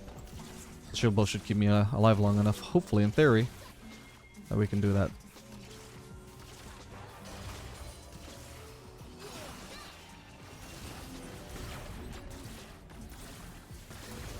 Ow.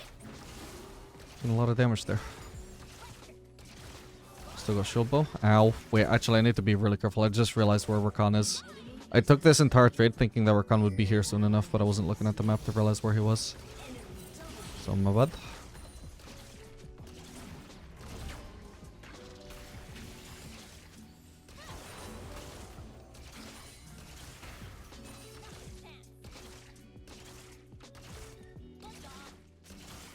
If I might try and make a play here, I can do a triple weapon combo. Got him. Don't necessarily win that? Okay, I do. Ugh. No, I can't finish it though. Damn it. Did more damage than I expected. Oh well. That worked out pretty nicely.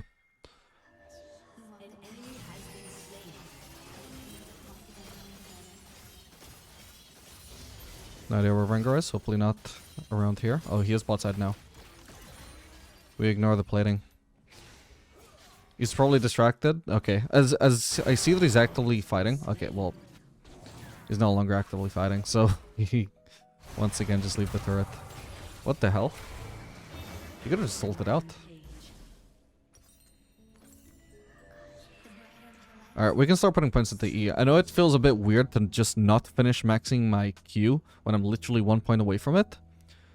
But a point in E at this point, when I have this much lethality already, particularly from having Serrated Dirk, it just makes more sense than a point in Q. So, we're just gonna blue balls my Q.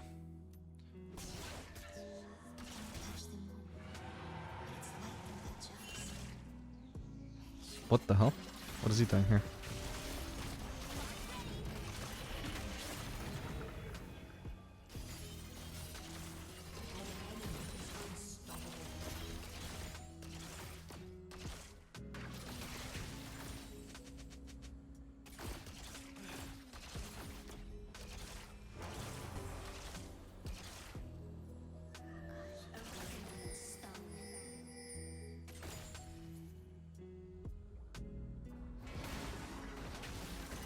Ah, whoa.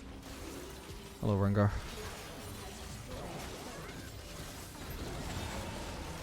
Ah, I did that wrong, my bad. Dude, there's like asking to die there, but I just messed it up and I barely didn't have ult, which they didn't know.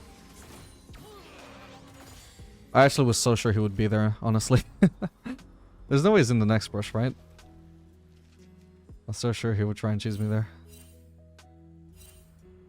Oh well, I'm pretty ahead. I can afford to make stupid moves like that. Just as long as I'm not dying. I have a too big a shutdown to die.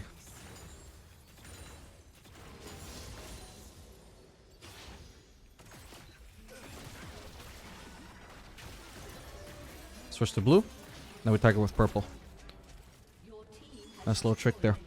Even though I had green blue, I can just snare her with green purple by switching to blue before I do my green auto.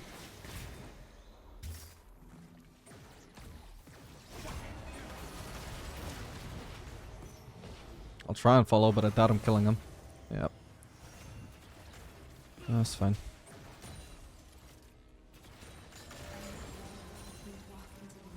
Alright, I can base for Collector now. What is Bard building? Trailblazer, what is this? Ooh, slight tank armor. Slight tank support item. Okay. Oh, right, the Collector completion is more expensive now. Almost didn't afford that. Should I just go mid here? Maybe. Then we can also have access to top, but then again, we don't really want to gank top, do we? But I can protect mid turret at least, which is the soonest turret to be getting pressured here. Whoa. Okay, so I snare Cho'Gath under turret here. Nice. I kind of missed out on the cannon there, but it will.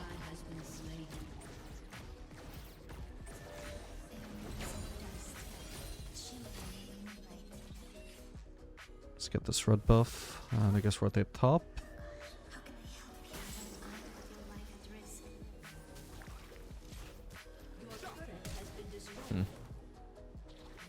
Never mind.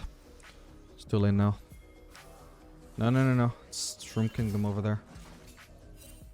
Plus Rengar's gonna be on the way.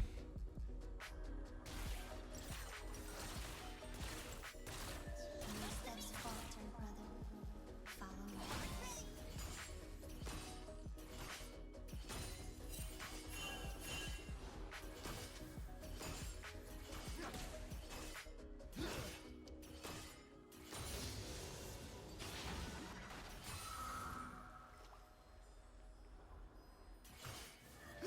No thought moves your hand.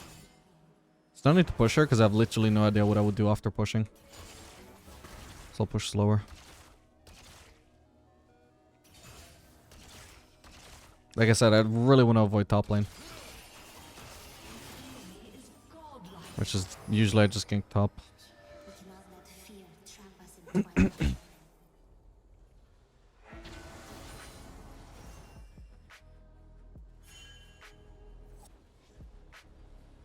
Ooh, Zeri has Hexblade. Yeah, we can gank bot though at least. Or push this mid turret now that they've all rotated bot. That's also a possibility. Oh.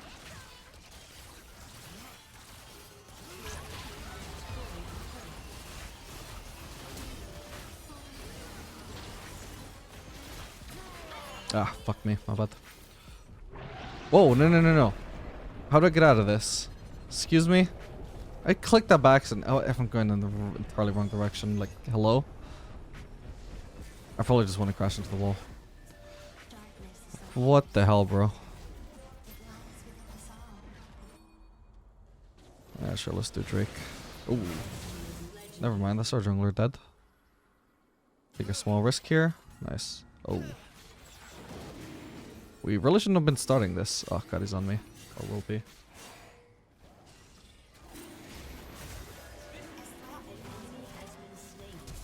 What? Okay, he dies, right? Yeah.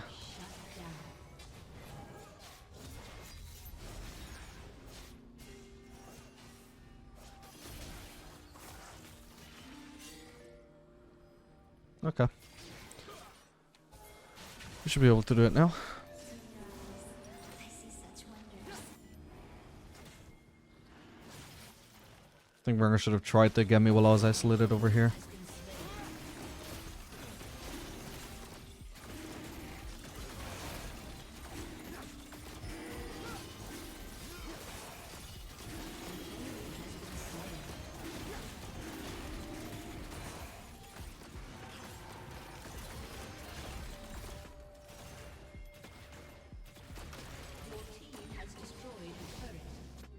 Stealing that. Taking it anyway. Maybe I could get Rengar here. This is hella risky though. No, I can't risk that. Could have vision here in theory. Oh, Rengar's... Ah, should have checked the red. Whatever. It's probably not up.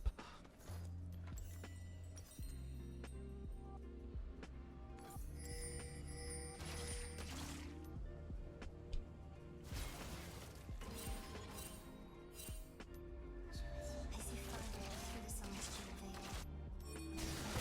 veil. Oh, they're trying to cheese that. But got immediately caught out. But they're still trying to do it anyway. We are lacking a top laner.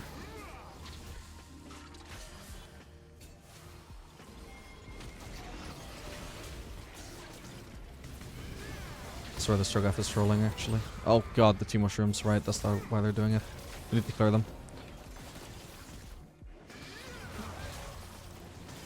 I really don't think we should be doing this. We just caught them making a mistake by trying to do Baron, and now we're doing the same mistake as my interpretation of this situation.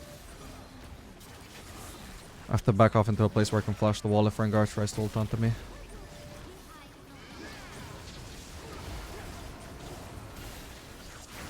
Okay, it's worked out.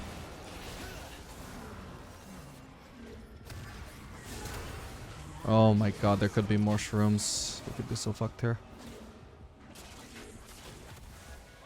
What?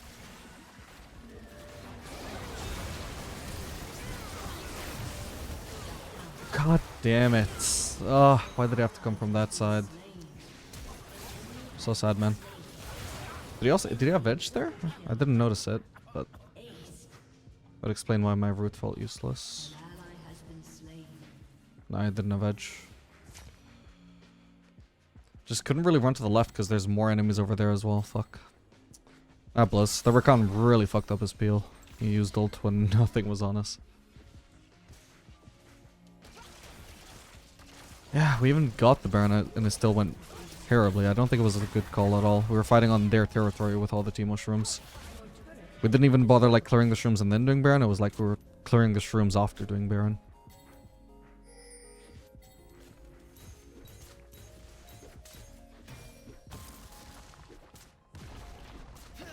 This guy's trolling though. Absolutely trolling. Okay, I can base for Infinity Edge, I guess. He's got Thornmail, so this is why he keeps getting turret aggro. I don't want to risk scrubbing another wave here, by the way, instead of just basing for Infinity Edge. I want to base for this ASAP. I might just do a tank item now, actually. I feel like I'm more win condition, and my personal win condition here is literally just to survive so I can deal my damage. Particularly because I'm already so, like, strong as it is. I don't need more damage. At this point, I just need the capability to output it, so I'll do one tank item, which is going to be Jack Show, I guess. It's also going to help a lot against the Teemo. He's going to have a Jubilate now. I can't root him if he jumps on me now. Okay, now no edge. Come on, he's slowed.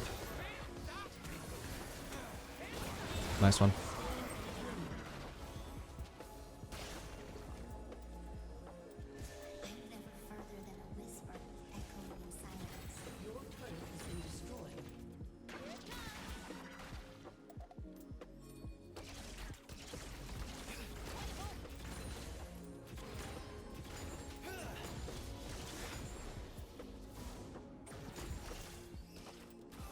Careful. First up will be the Chain Vest. Actually, even against Zeri, she has a lot of magic damage, so it'll be really nice to have.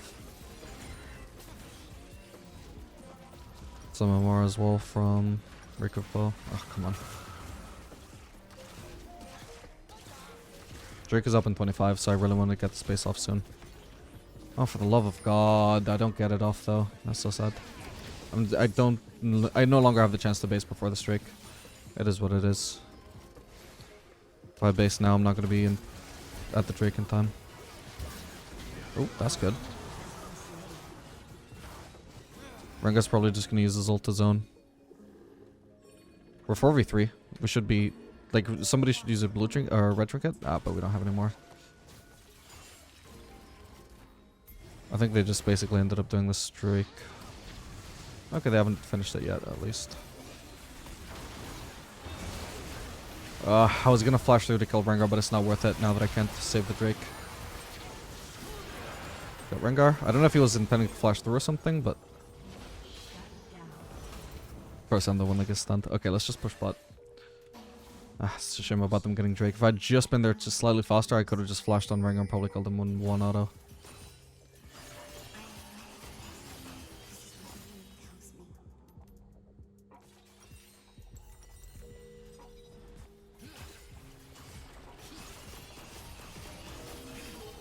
What is that sound?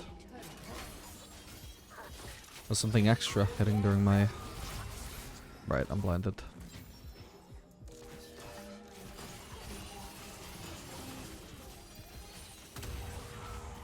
And I'm out of here. But not before dropping at least one sentry here.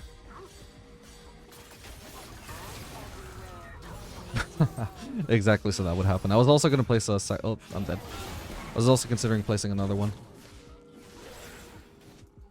If he did show up, I didn't get enough time to place it though. He took a lot of damage just from my sentries there though. Let's see, how much did he take? Well, my sentry, it was singular.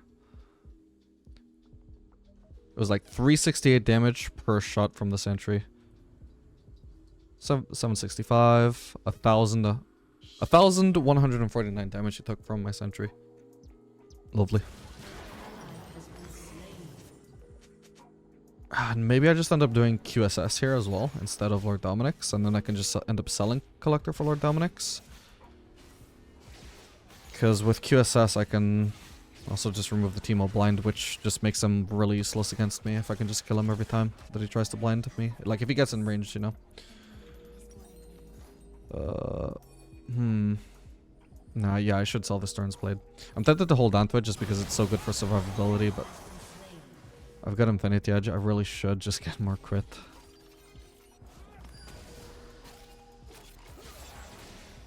Oh, I should also probably just sell my... Well, get Red Trinket instead of Blue Trinket, I mean. So I can also remove Teemo Shrooms.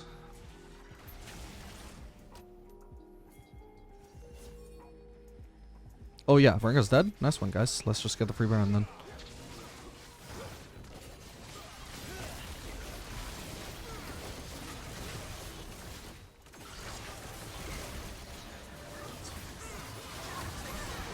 Nice one. He just let my Chakram's time out with his goddamn Zhonya's bullshit. Nice one. 147 armor, 112 MR.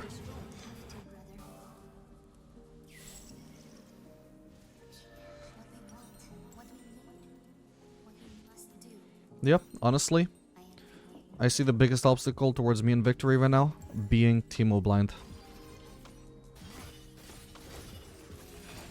So we're gonna do Mercuro Scimitar. If Cho'Gath were actually like both not trolling and also actually just much stronger, I would be in a much bigger dilemma here, because I'd be like, oh fuck, like I really need Mercuro Scimitar but I also really need Lord Dominic. So that'd be the downside of having gone this Shield Bow Collector build, which turns like is sort of like inflexible, like it leaves less flex item slots for me. But thankfully, because the Cho'Gath is so useless, I only actually have one problem. Lord Dominic's would be nice, but it's not obligatory, like it should be in a game like this. Even the bard has a lot of armor, but like I'm just so strong and he's so weak as a support, so doesn't really matter. Look how much damage I deal to Rengar just with AoE, by the way. I'm super strong.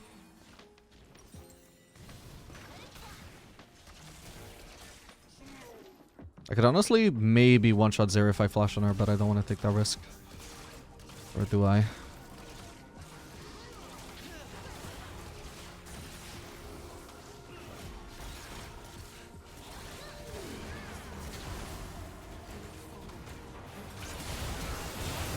Fuck me. I got blown up instantly, holy shit. That was almost entirely Rengar, what the hell? Even through my Jack Show and my fucking Stormwizard, are you kidding me? Or Shield Bow rather? How?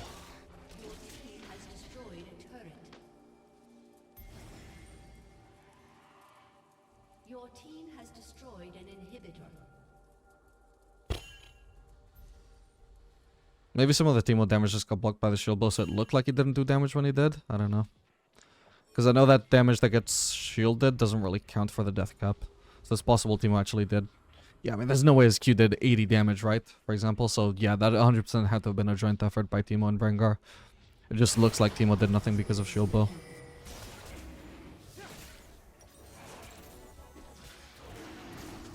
Ooh, we really don't want to let them get the strike if we can avoid it.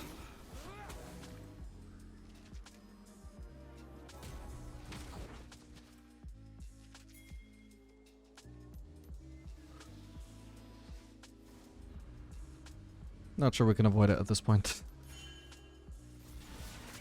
Well, it still is only Cho'Gath. I'm gonna take a huge risk here and jump in. There he is. Oh god, I'm so screwed, aren't I?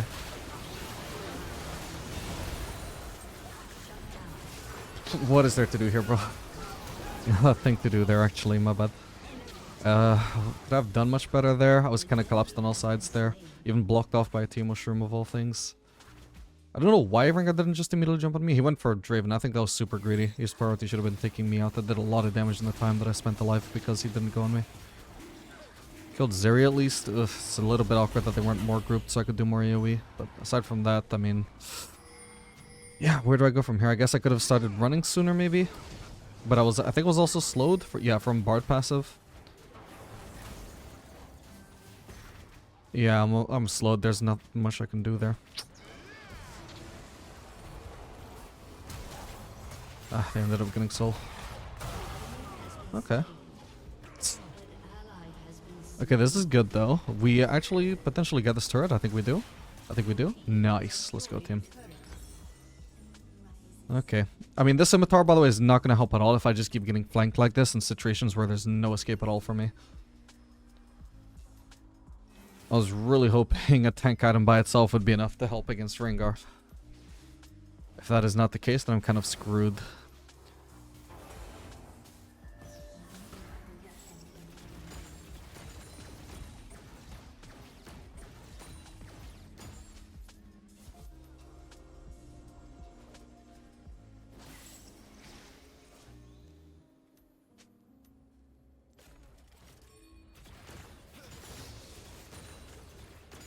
They should be protecting me from Rengar here. We should be pushing mid and I shouldn't be doing it alone. If Rengar had ulted me there, I was probably dead.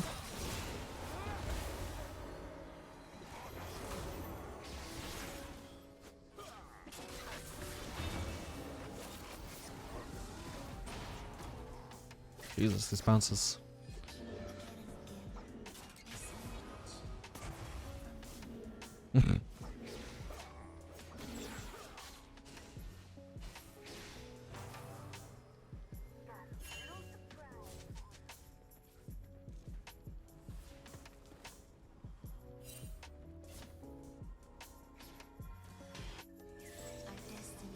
Of course he just... Oh no, he didn't take the red. Nice. So we'll get it. Nice one.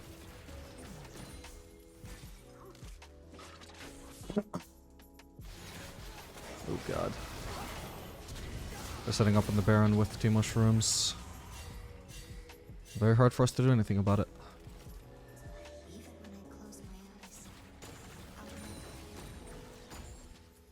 We need to just push. We need to ignore this Baron setup.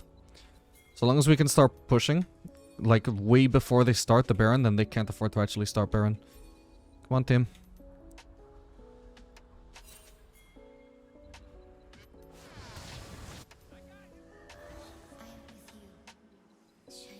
This is a bit annoying.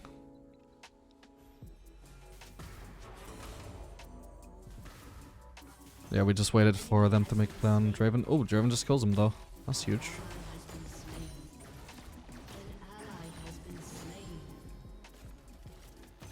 I'll probably just do the blue-green cycle. I need to get a red trinket. Do I need the base here?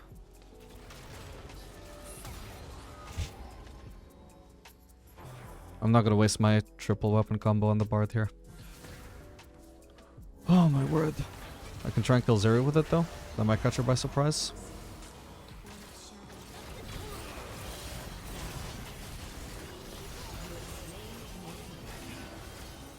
Nice one. It did catch her by surprise. I can't really kill him, he's too tanky. Still need to swap my collector for Lord Dominic's. Even Zeri's starting to get tanky. Alright, we can... No, we can't do that, Baron, no. We cannot. We back off. Rengar's gonna be alive. He's probably gonna start trying to ult directly onto me. I need to run. Okay, I see him. Okay, looks like I'm fine. But yeah, I need to swap on my Lord Dominic's now. Or collector for Lord Dominic's, I mean.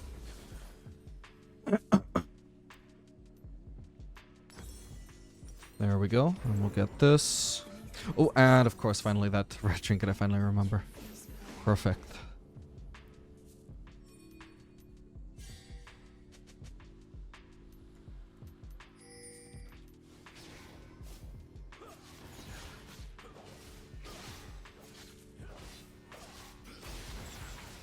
He can actually take those items. Or that.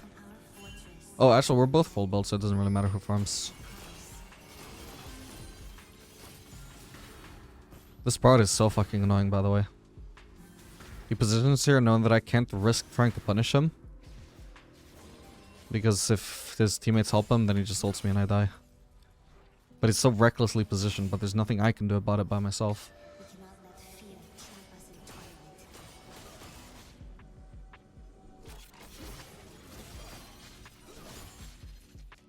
twilight. Sheesh.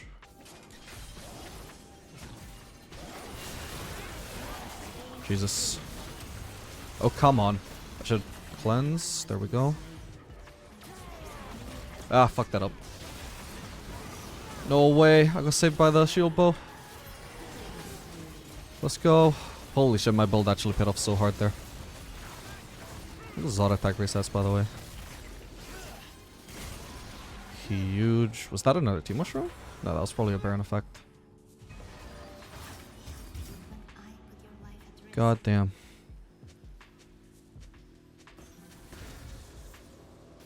We should do. Oh, it's up right now. Okay. Jesus, these Bard permaslows are ridiculous, by the way.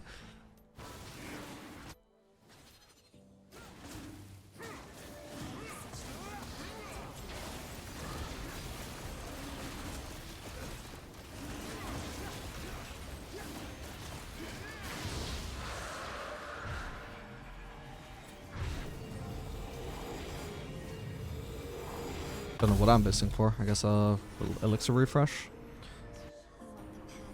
Could give it a green here, but technically, I mean, I can just hold on to it and see if I want to actually try and pick off anybody. So I've got blue-green, but I can, like I mentioned before, I can just get the green-purple effect instead.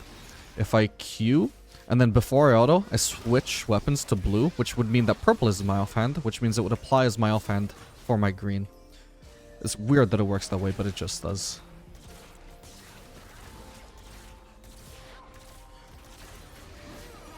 Yeah, we'll just try and catch out Cho'Gath here.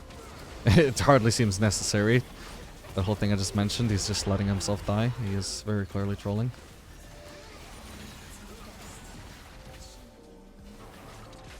Please tell me we finally break open this turret. An ally has been slain. Where are the team mushrooms? They've been everywhere up until now. There's one.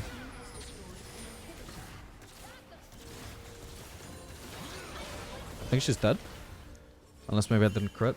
Oh god, I think I actually didn't crit. Either that or she's just tankier than I expected. She is using a tank build.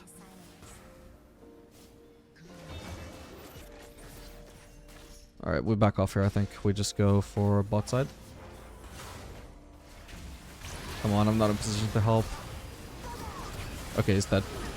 Don't even need to QSS the blind. Maybe I will just swap out Mercurial Scimitar.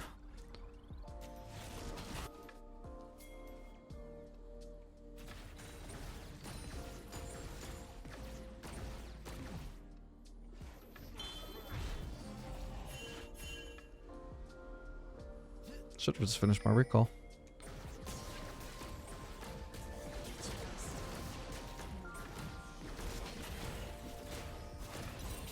I'm not losing HP. I mean, he is actually, like, getting near full build. He's at least got 3 items. I don't know what the new tank items are, though, so I don't know how serious his build is.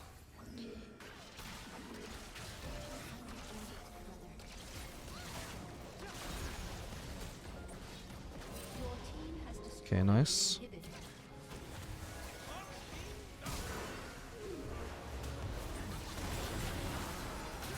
Got him.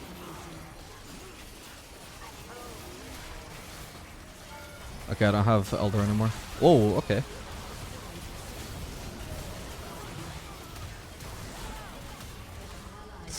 Okay, nice. What a game to end this video on.